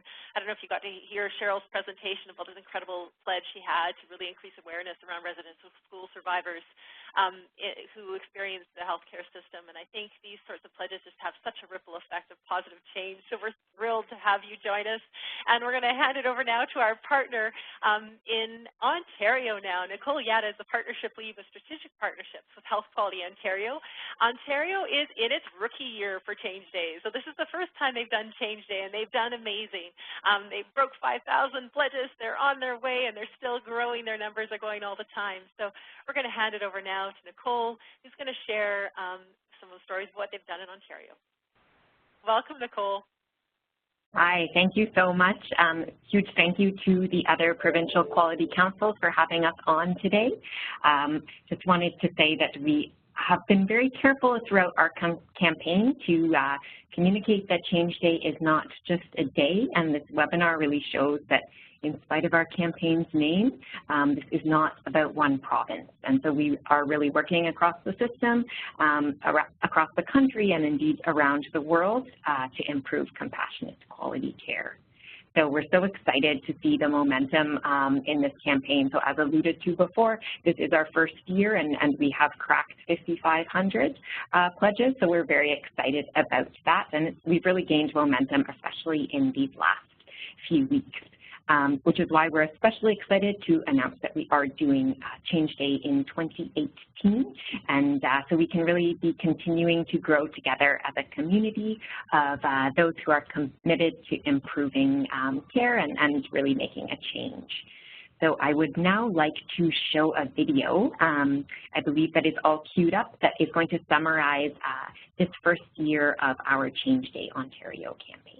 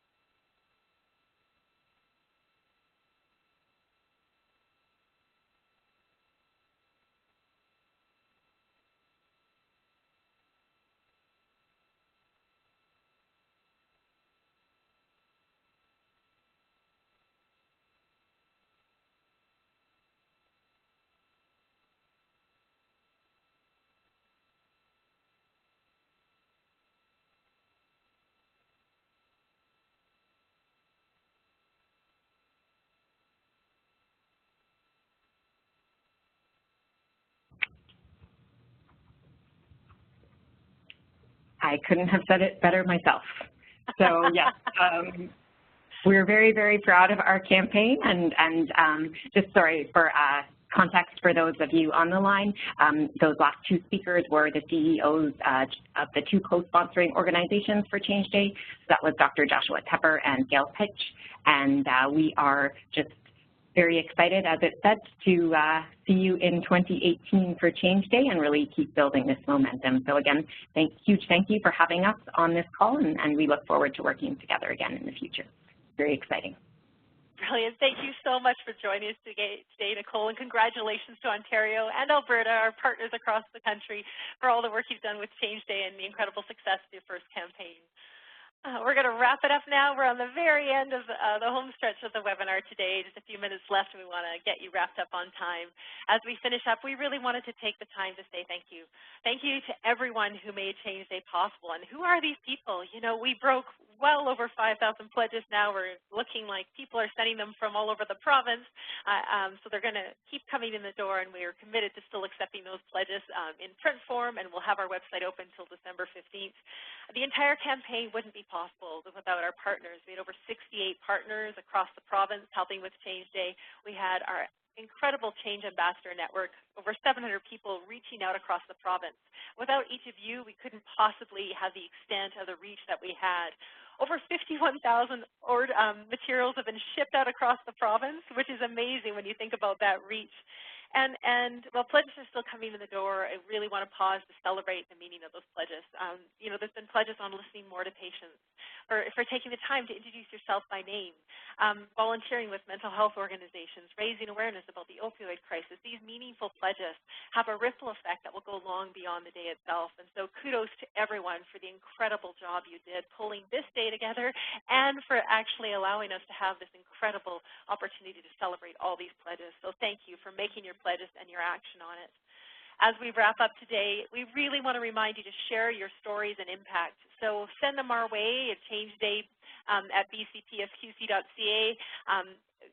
The web email address is on our website. We really want to hear your stories. We want to share that impact. We want to honor and celebrate all the amazing pledges that came out of Change Day and celebrate it in a final report as well this year. So please share your stories and let us know how you've done, what kind of ripple effect those pledges have had.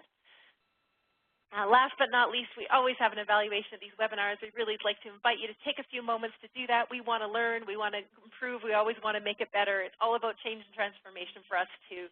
So thank you. Please take a couple minutes to do that evaluation, and we look forward to hearing from you. As we wrap up today, we wanted to wish everyone an incredibly happy Change Day. Have an amazing day. Enjoy the day and celebrate it. And thank you to everyone for participating and for making the day possible. Happy Change Day.